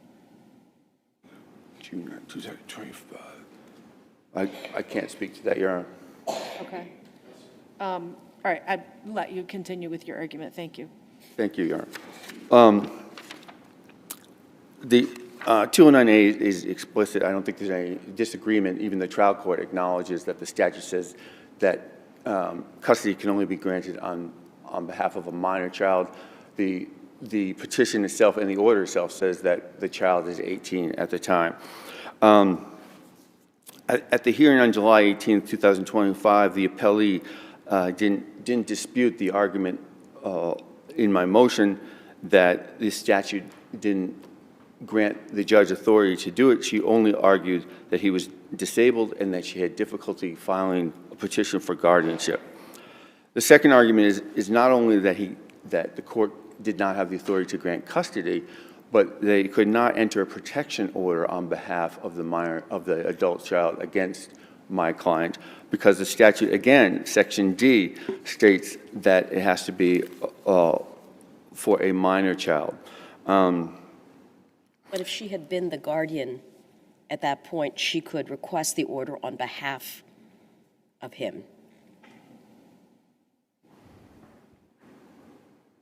I don't know the answer to that, Your Honor, but I do know that she was not the guardian at that time. I do know that for a fact. The trial court's findings in rationale for its basis, in my mind, are tantamount just a justification for an order that is not authorized by the statute. He relies heavily on the child's disabilities and the former relationship between my client and the appellee. None of that is relevant to the statutory question of whether it provides the authority to award custody to a child. It's completely irrelevant. There is no provision. Is it undisputed, though, that the, I'll say child, but I mean the adult child, has some significant life challenges? It's not disputed. Not disputed, okay. It is disputed whether that trial court is qualified based on the information in front of him to determine that he was disabled. The guardianship has very strict requirements for determining whether an adult can be determined incapacitated. Mm-hmm. That requires a certified medical report from a licensed physician, a social worker, and a psychotherapist. This judge had none of that. As SH pointed out, that there was a significant hurdles to overcome in order to obtain a legitimate and legal guardianship, and mention those things. Yeah. Yes. Again, there's no provision in the statute that allows an exception because there are significant hurdles. I don't know how the trial court made findings. No, my only point is that was brought to the attention of the trial court. That's was my only point. Yes. I mean, Mr. didn't have any difficulty filing a petition for guardianship. He's the one who filed first. So I don't believe that argument is relevant. It's not an exception. But even if it is true, it's not justification for ignoring the statute. Well, so assume hypothetically that a man in a dating relationship beats his partner to the point of causing her, significant brain damage, but he's not been picked up yet by the police, and assume her parents immediately file for her to be for them to be declared her guardians. So under your argument, the parents could not get a 209A order for her, is that right? If she was an adult, that's correct, Your Honor. They could get an emergency temporary order for guardianship for the child. Did this judge have the authority to basically treat the mother temporarily as a guardian while the probate proceedings played out? No. Even he doesn't claim that he had that right. They would have to go to a different court to obtain that. Right. Essentially, he's making an equity argument that this child is disabled, my client is a bad person, and that the ends justify the means. However, equity is only available when there's no adequate remedy at law. In this case, there is an adequate remedy at law, and that is a guardianship. There's no reason that she couldn't have filed an emergency petition for guardianship. And the fact that she didn't do that, she was unrepresented, and she struggled to accomplish that, does not provide justification. There's also real difficult questions about if the court were to uphold this order. For example, now that you have custody of a grown-up, what does that, let's assume for a second that she loses the guardianship case or no one gets guardianship, right? That all happened after the fact. Who would have the right to seek to modify that? In what court? The family court would likely not even accept a complaint for modification of an adult child. It doesn't have jurisdiction for custody of a minor child. So how could Mr. petition to get custody back? How long is this order in place? Until the child is 30, 40, 60? What does custody of an adult look like? Can she make medical decisions? Can she make legal decisions? Can she force him to take medications? These are all questions that are answered by Chapter 19B, the guardianship statute. This court has taken this family into uncharted waters. There's no provision for modification. There's no, it's not clear what the authority of SH is. If the court were to award this, it would be unprecedented. The trial court itself does not cite a single case where a restraining order granted custody of an adult child. Not a single one. The one that he does cite had to do with a grandmother having the right to file a petition for her grandson. That's not irrelevant. That's not what the issue is. The issue is whether the court has the authority to grant custody of an adult child. If the court were to uphold this decision, any disabled and possibly even any non-disabled child a parent could get custody of that child. And again, we have no statutory provisions for how that order would be modified. Would my client, in order to modify it, what's the standard? In the family court, the standard is best interest, right? There's 13 enumerated factors for best interest. We now have a restraining order granting custody. What's the standard? Does he have to first prove that the child is not disabled? Does he have to prove that his best interest is to be granted custody to him? Can he get custody of an adult child? It's unprecedented, and it's completely unauthorized by the law. There was reference at the hearing to a photograph of your client with the adult child. Was that seen by the judge?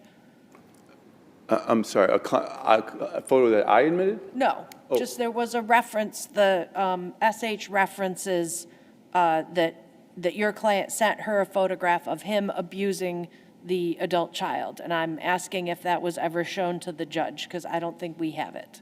I don't recall ever seeing that photo. Okay, that's what I want to know. Okay. If the court has no further questions, I'll rest on the brief. Okay. Seeing none, thank you very much for your Thank you. argument. All right, the court will stand in recess, a brief recess, and we'll be back shortly. All rise.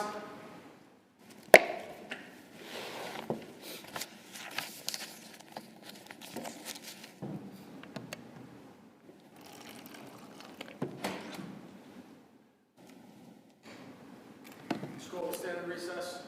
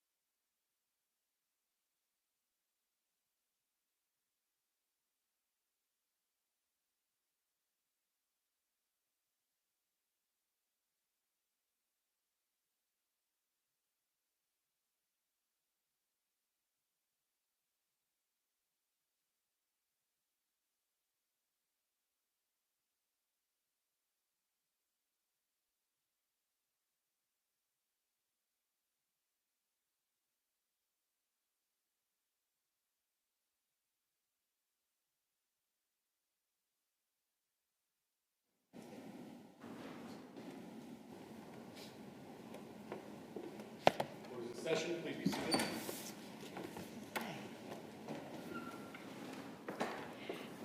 All right, I'll remind the parties that this case is completely impounded, and the number is 2025-0840, the Department of Children and Families versus Another and Mother, and Another. Good morning, Thank you, Your Counselor. Honor. Good morning, Your Honors. May it please the Court, my name is Christine Hamilton-Quiros, and I'm here on behalf of the appellant mother. This case turns on whether the findings, even accepted as true, satisfy the statutory requirement that mother's condition was unlikely to be remedied within a reasonable period of time.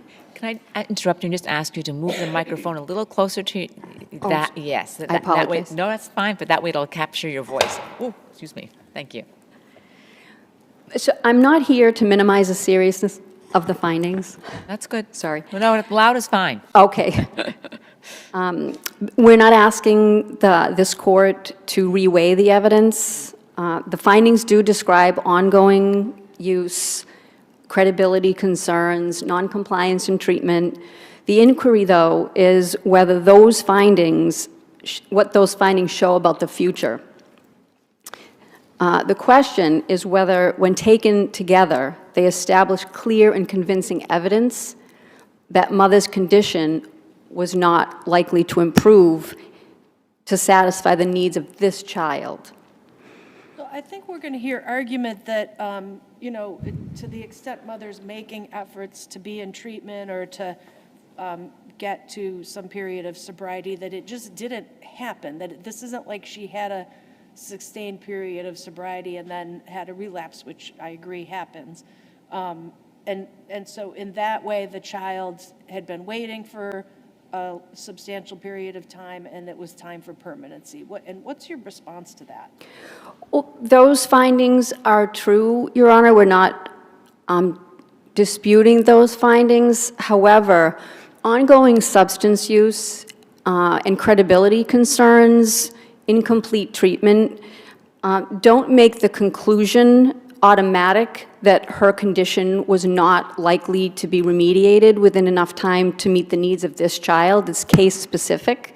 Could you turn it around and say, what about you don't argue with the findings, right? No, Your Honor. So what about those findings allow us to conclude that this was a temporary issue with the mom and that it was likely to improve?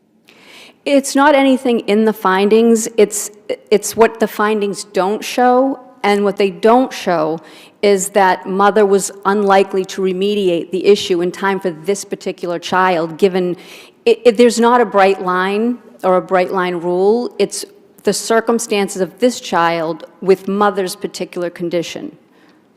Could you, when you say, how much time had elapsed from the initial proceeding to the trial? I don't want to misquote the findings. I think it was about 2 years. I think the record shows that it's about 2 years. However, again, the statute and the law doesn't. It's not a bright line time frame. It's more a qualitative assessment about the needs of this child, the circumstances of this child, and mother's condition at that time. And so the statute requires a forward-looking determination, in other words. And though we accept the findings as true, the issue is whether these findings satisfy that forward-looking determination. And we would say that they do not. They do not satisfy that forward-looking determination. They do discuss ongoing use and ongoing concerns, but termination requires more than that. It requires that the mother's condition was unlikely to be remediated within enough time for this child. So why do you say the facts don't establish that? I mean, I hear your argument, but we have some comprehensive findings which talk about a lack of a lot of effort in a long period of time.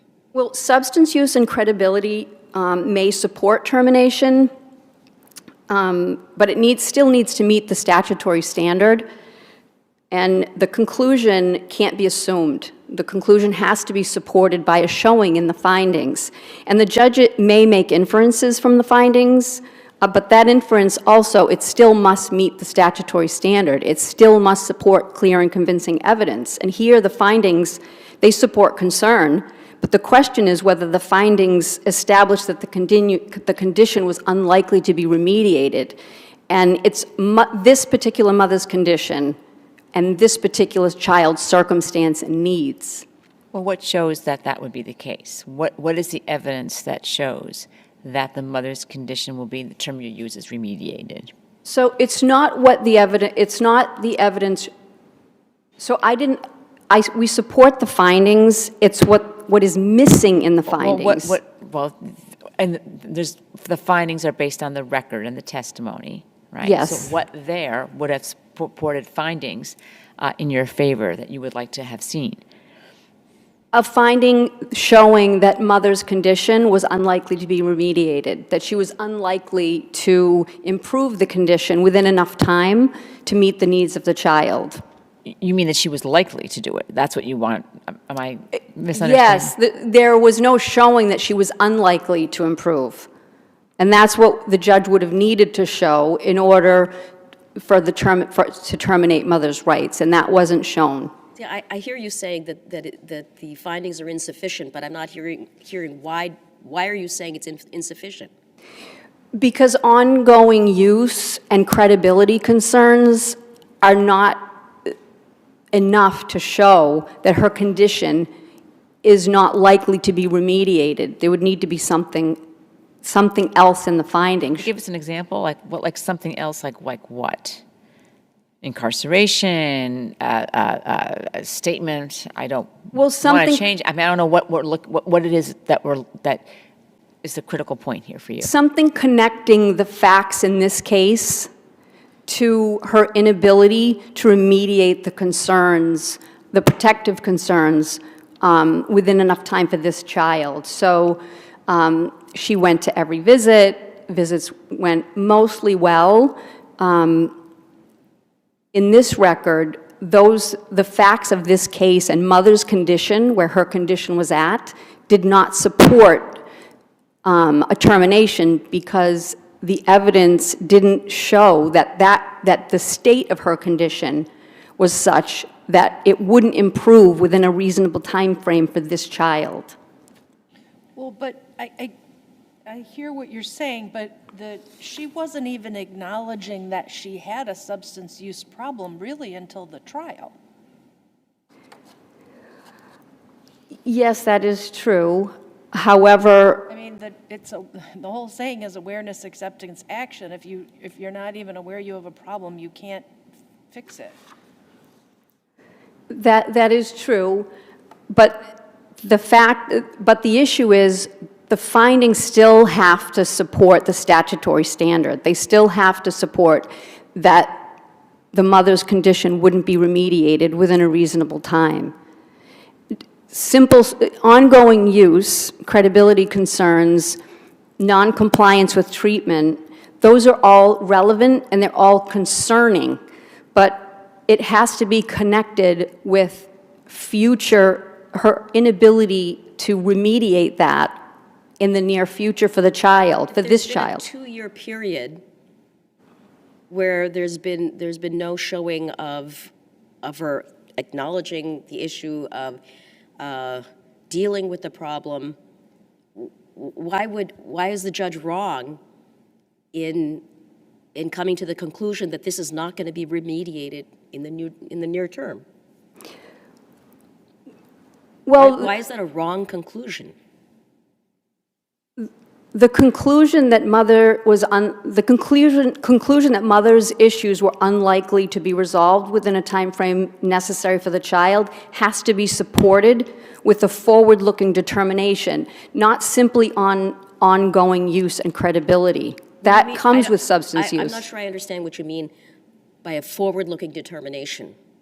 The judge has to connect mother's current condition, the state of her current condition, and the state of the child's current circumstances with the likelihood of remediation. And what does the judge look at to determine that? Doesn't the judge look at past conduct and what has happened in the last 2 years and the fact that an opportunity was given and for whatever reason, unfortunately, not fully taken? Yes, Judge, history is probative of future. However, the statute still requires that the current condition be connected with an inability to remediate the condition within enough time for this child. Okay, well, I think we see your point. So again, the judge may draw inferences, but those inferences must still meet the clear and convincing standard that mother's condition isn't likely to improve to an extent that the child she can address the child's needs. Termination requires more than a description of ongoing problems. It requires that forward-looking determination, whether her condition at this time and her ability to engage with the child at this time wouldn't be improved to such an extent that it would be remediated within a time frame that could still serve the child's needs. If there are no more questions in closing, the findings reflect ongoing concerns, which are serious, but concern alone is not the standard. The statute requires more than identifying problems. I'm sorry. The statute requires clear and convincing evidence that the condition be unlikely to improve, to be remedied within a reasonable period of time to address the child's needs. And these findings don't make that showing. For that reason, the decree should be vacated. And I'll rest on my briefs if there are no more questions. Thank you very much. Thank you.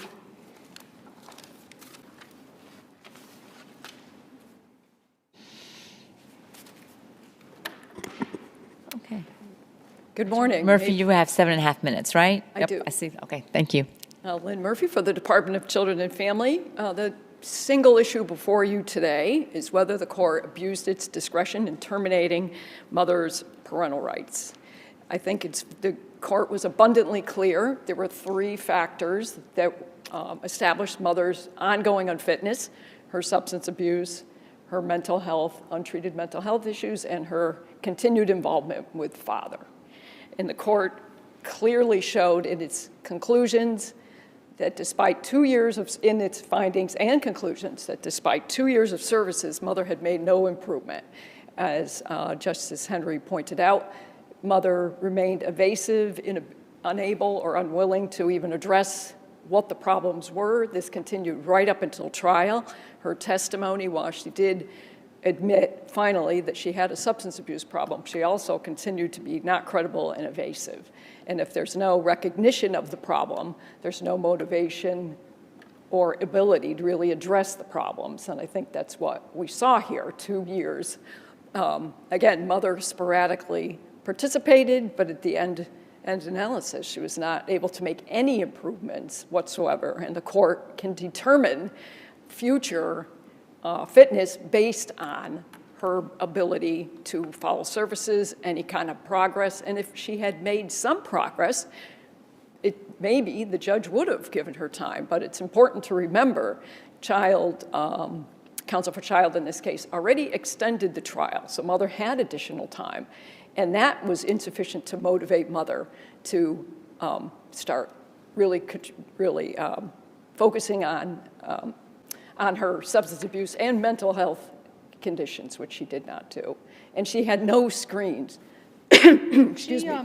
The mother argues that temporary inability to care for a child is not unfitness when the parent has arranged suitable substitute care, which she says she did with the grandmother. What do you say to that? Are you asking me, would this be an element of fitness if a person selected? She's saying you can't, I mean, her argument is that you can't say she's unfit where if she can't care for a child, she did arrange for suitable alternative or substitute care. Okay, so there's a couple problems with that argument. First, she did not do that. The grandmother offered to take mother into her home when she was pregnant and testing positive for drugs, and she refused. So she did not set up, and in fact, it was the department that placed the child with the grandmother, and then the court placed third-party custody. So mother had no involvement in that piece. And plus, that was early on in the case. And even if mother had tried to set up a substitute caretaker that was permissible, her behavior over a 2-year period showed that she was significantly unfit, had significant deficits which were not remedied in any way by the time of trial. And, well, I think that the judge did a good job with her findings and conclusions in showing that termination serves this child's best interest. She has resided with the maternal grandmother her entire life and looks forward to permanency and stability that adoption can provide her. And if there are no questions, I will rest on my brief. I see no questions. Thank you very much. Well, now we'll hear from the child's attorney.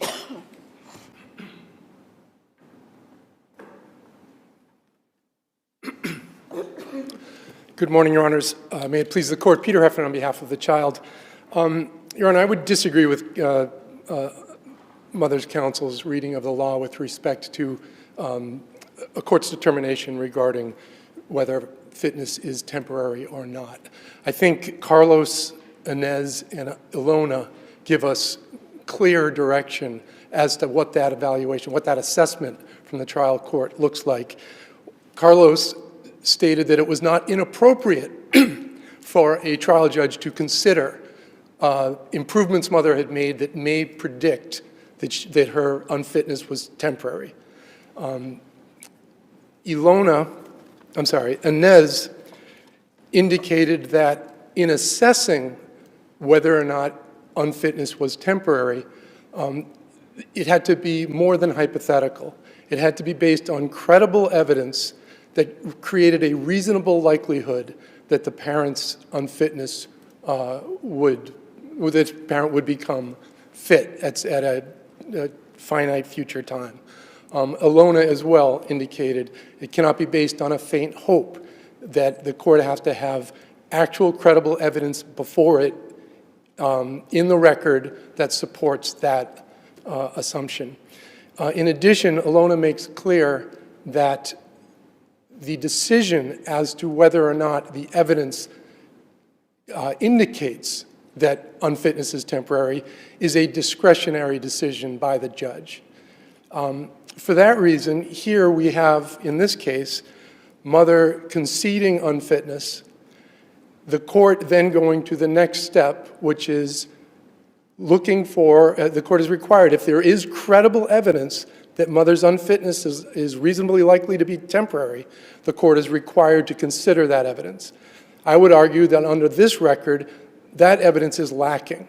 Mother's, as counsel has chronicled here, mother's unwillingness to acknowledge her substance use, the fact that she was not transparent with her family and with DCF, among several other issues that the court addressed, certainly did not amount to credible evidence that mother's unfitness was likely to be temporary. And for that reason, the trial judge's determination with respect to temporary fitness was proper in this case. I think this child deserves permanency. She's been living with the maternal grandmother her whole life. And if there are no further questions, I would rest on my brief. I'll check with the panel. See no further questions. Thank you both very much. We always recognize that these cases are difficult. They pose difficult questions. We'll look at it very carefully and take the case under advisement. Thank you. Thank you. All right, that brings us to our last case for today's sitting, which is McGregor Mills, LLC versus Wavesier of Massachusetts. And I may not pronounce that correctly. Please let me know when you approach the podium. Case number 2025-1001.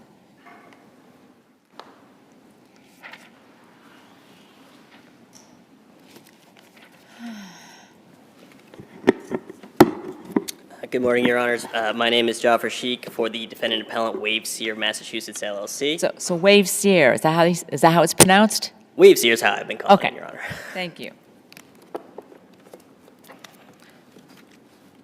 Your Honors, we are asking this court here today to reverse the decision of the lower court and remand the matter with further instructions.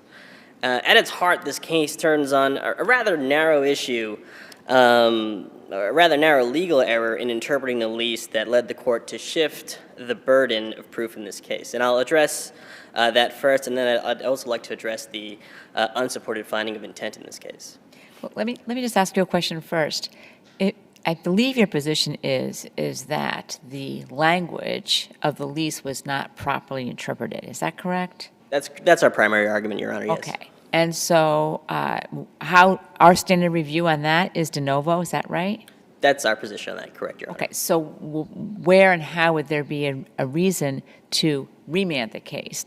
Won't we make the decision as to whether or not what the meaning of that particular provision is? I think it's 14B, if I'm not mistaken. 14.3B, that's correct, Your Honor. I suppose that's why I added the with instruction portion. All right, just want to be sure I'm following you. All right, okay, so how did the judge get that wrong, and how should we interpret that? It's a great question, Your Honor. It's your question. Our position here is that the lower court erred in its interpretation of the termination provision by reading in a precondition that did not exist.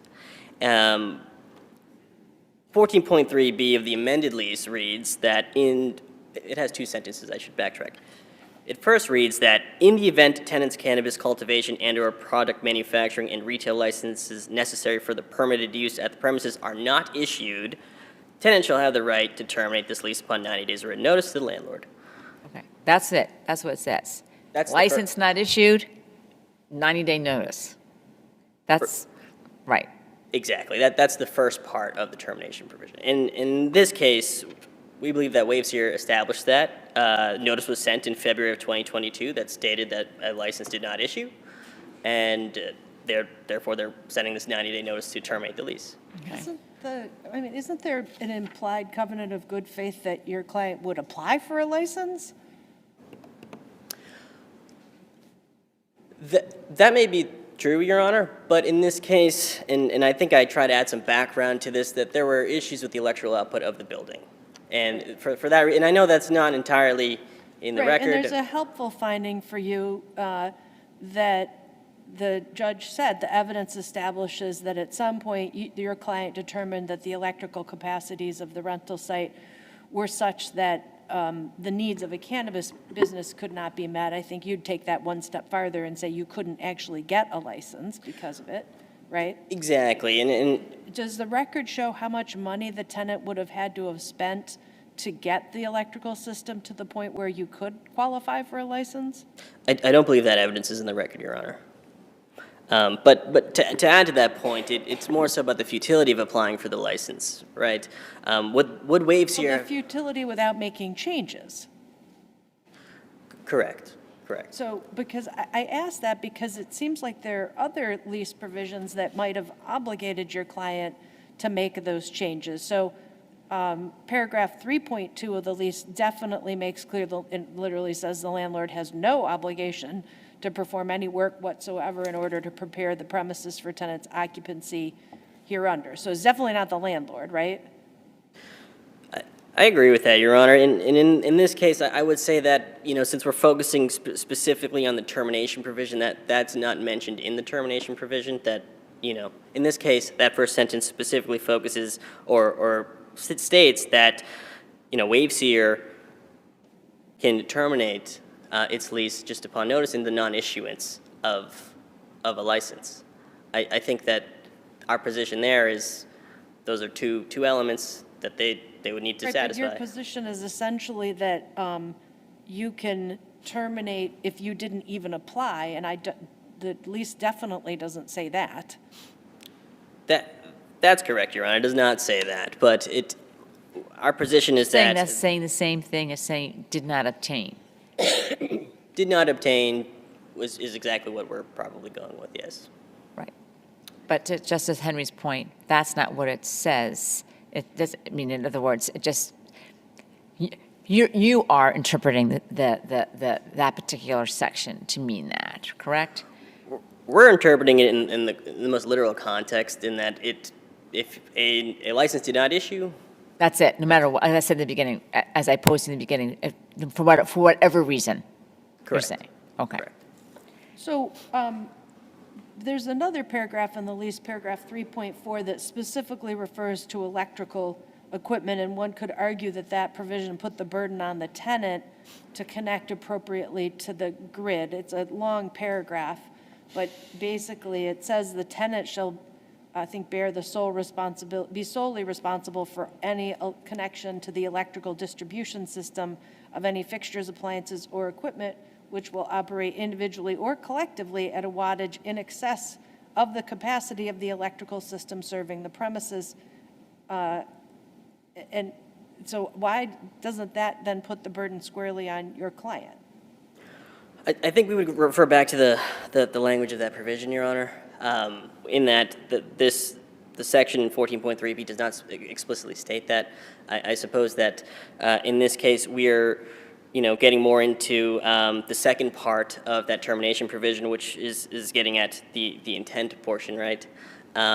And that second part reads that the right of termination shall not arise where a tenant intentionally fails to obtain or renew such licenses and allows them to expire, or otherwise engage in conduct for the purposes of causing the non-issuance of the termination of such licenses.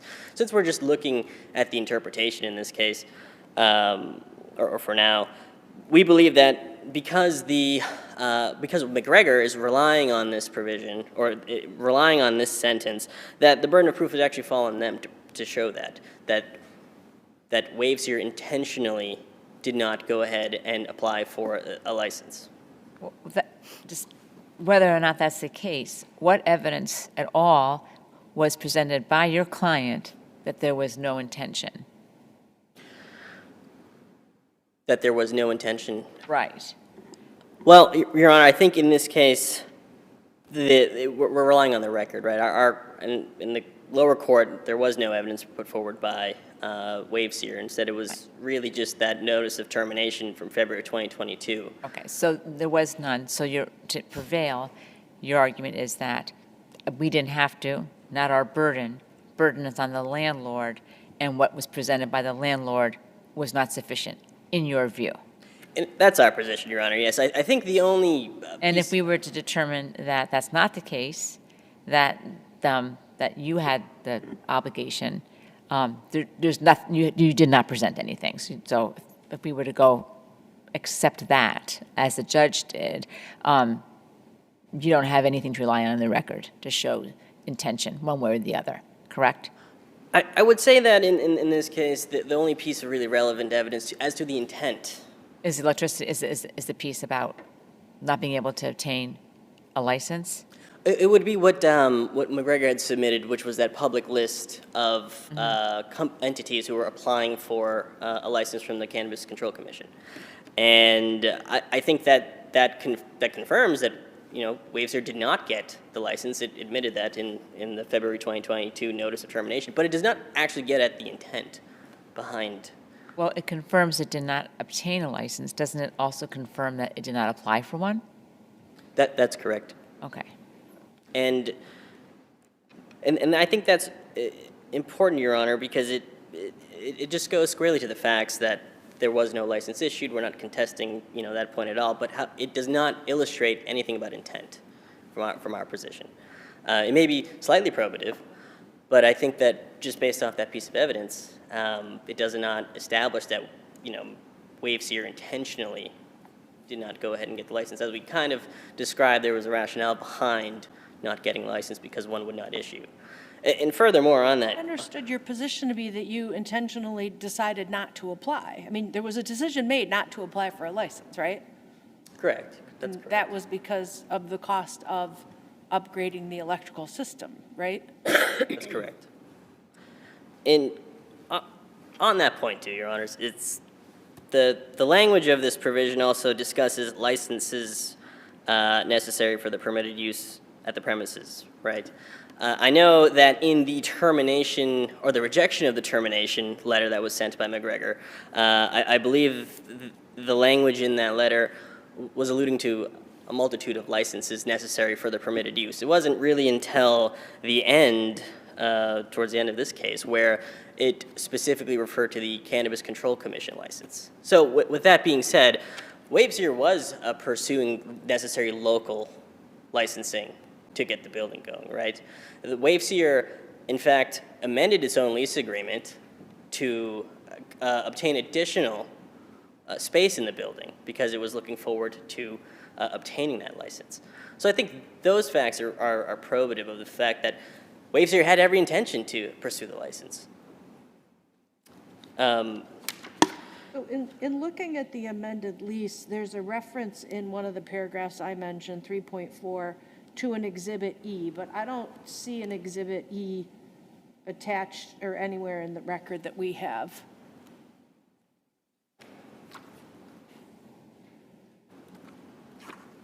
My apologies, Your Honor. I'll have to flip to the amended lease here.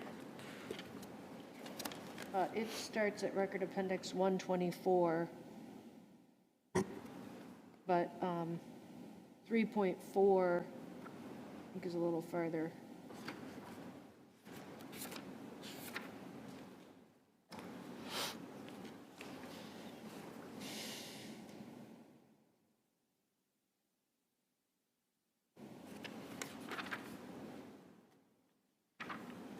Excuse me, it's 5.4, and it's on 135. 135? Yep.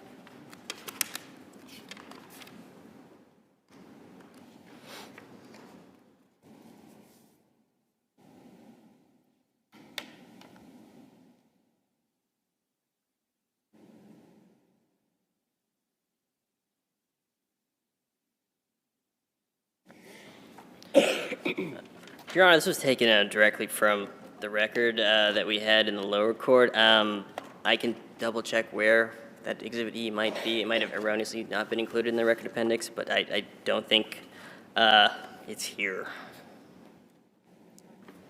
So was it your client's position that it was just prohibitively expensive to do the electrical changes that would have been necessary to qualify for a license? I think ultimately that would be the case. Ultimately, that would be the case. However, for the purposes of our case here, I think that our client also believed that they had met their burden in that they did not receive the license and therefore, also sent that 90-day written notice that would terminate the lease. And in this case, we also believe that it's McGregor who's seeking shelter, right? Seeking the shade of that second sentence of the termination provision to prove that Wavesier intentionally did not receive the licensing.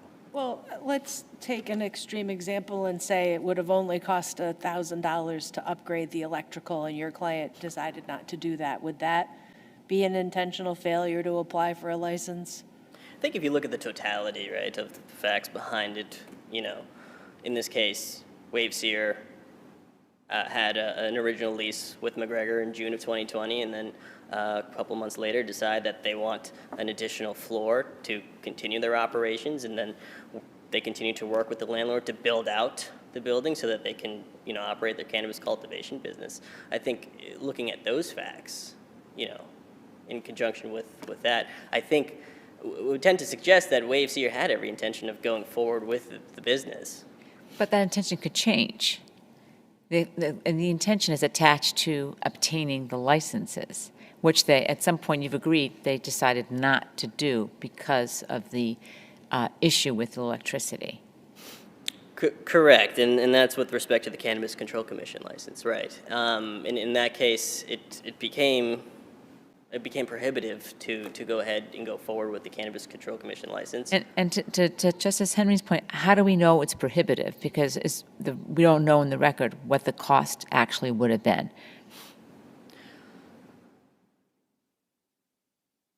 I think even if the cost were minimal, it doesn't matter? We're minimal. It wouldn't necessarily change the analysis that much because so much investment had already been put in. I mean, Wavesier had been paying their rent over time, right? They hadn't taken possession of they hadn't entered the building yet because things were being built out. Mm-hmm. So from our position, they had every intention of going forward with their business. It wasn't until the very end where they realized that this may not be the most electrically adequate building, and therefore understood the lease termination provision to mean that they haven't obtained that license yet, and therefore they can send that 90-day written notice to the landlord. Okay. No further questions. Thank you very much. Thank you, Your Honors.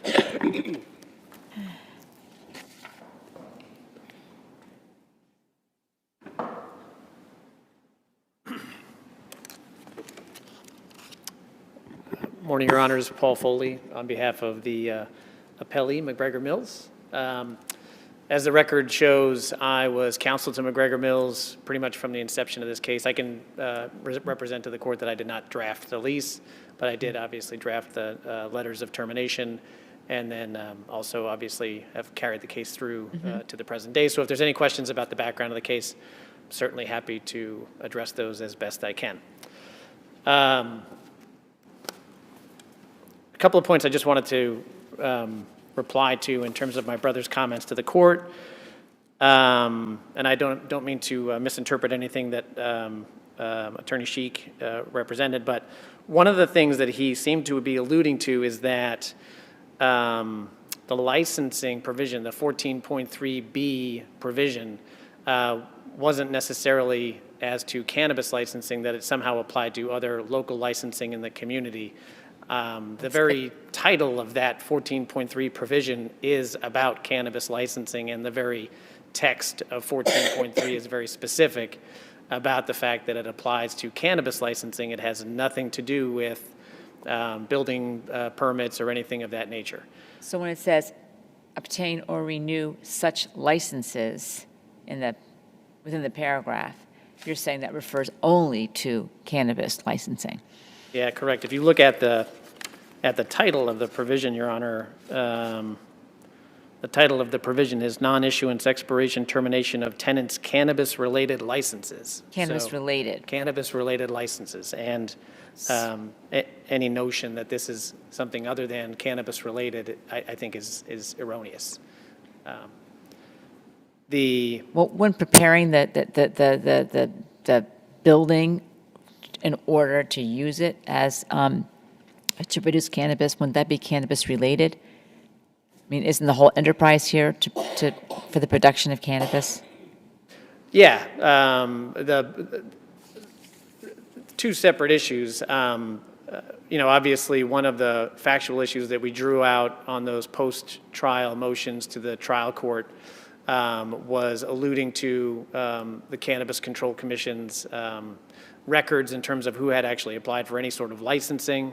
Those records made clear that the plaintiffs entirely failed in that regard.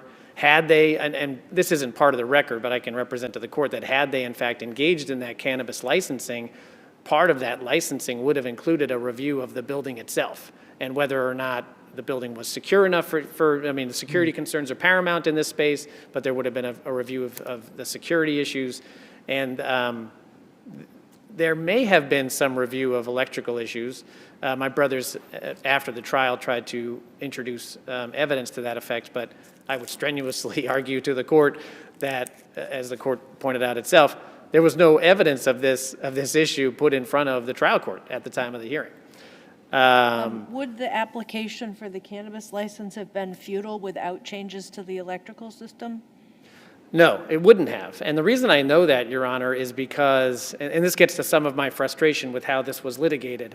A year after Attorney Sheik's clients left the building, we have a cannabis cultivation operation there in that same building, using those same utilities, doing the same work that... okay, but that's not in the record. That's not in the record. All right, but, so let's but just keep that aside. I bring it out because one of the frustrations that I have here, and one of the arguments that I made in the lower court and that I've reiterated here in my brief, is that this, in all intent and purposes, is an affirmative defense. I should have been given some notion that this was their defense going into trial, and if I was given that opportunity, I would have provided evidence to countermand that, but I wasn't given that chance.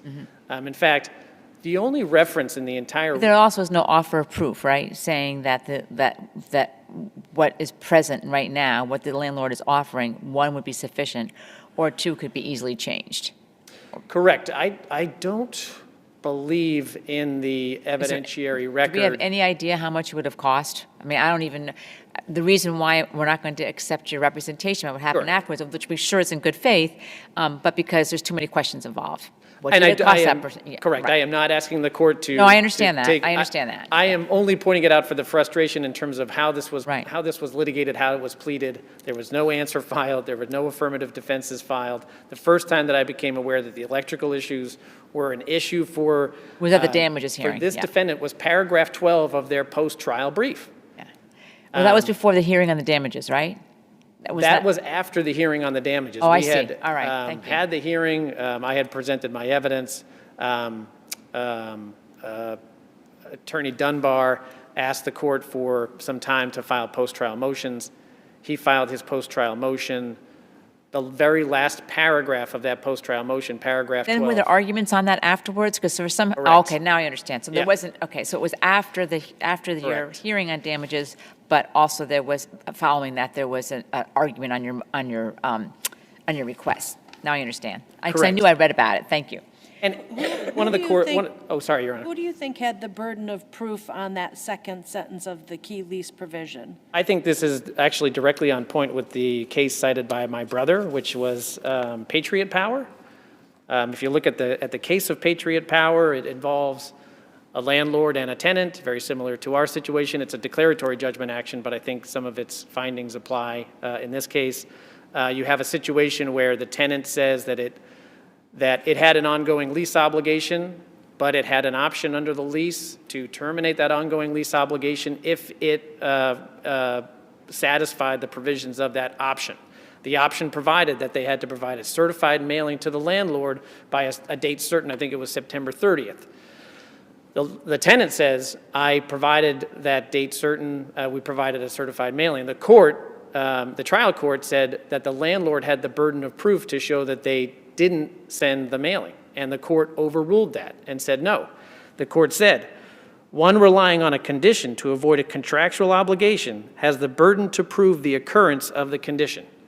So what I read the Patriot Place or the Patriot Power finding to be saying is that there was an underlying, ongoing contractual obligation, which was the lease provision.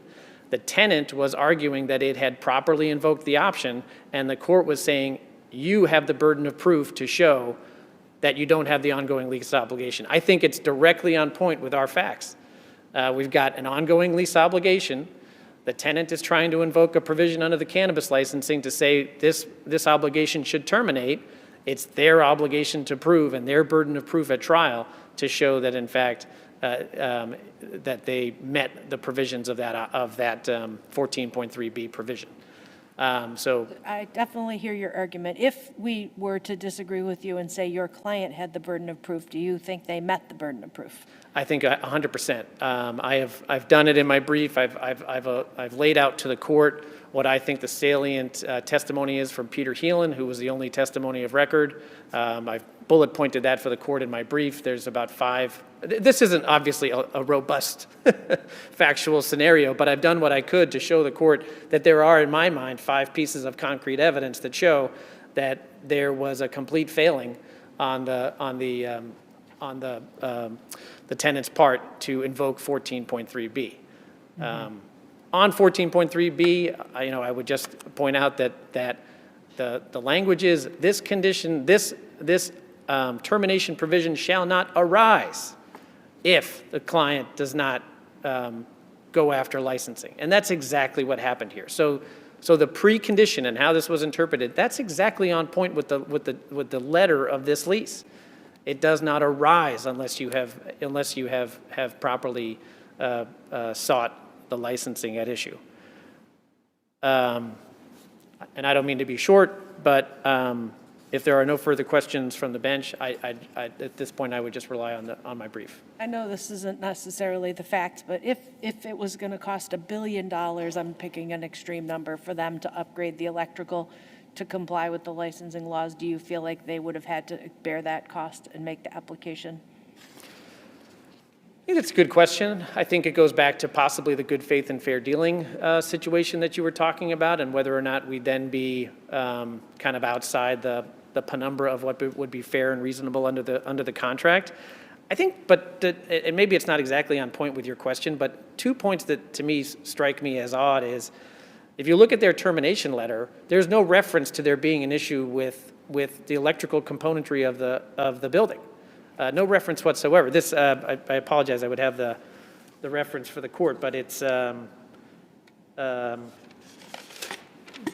164 is the Wavesier termination letter. It's a very brief, one-paragraph letter. It makes no reference of any issues with the electrical componentry.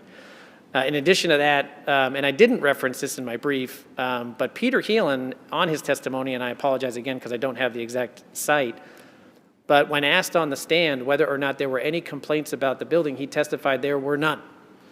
So I don't know how we would have ever even gotten to a good faith and fair dealing analysis, because we were never made aware of the condition. If there's nothing further from your honors, I'll rest on my brief. I'll check. I see no further questions. Thank you both very much for your argument. Thank you, Your Appreciate Honor. it. Take the case under advisement. All right, that's our last case for today. Thank you for your help and assistance this morning, and the court will stand in recess. All rise.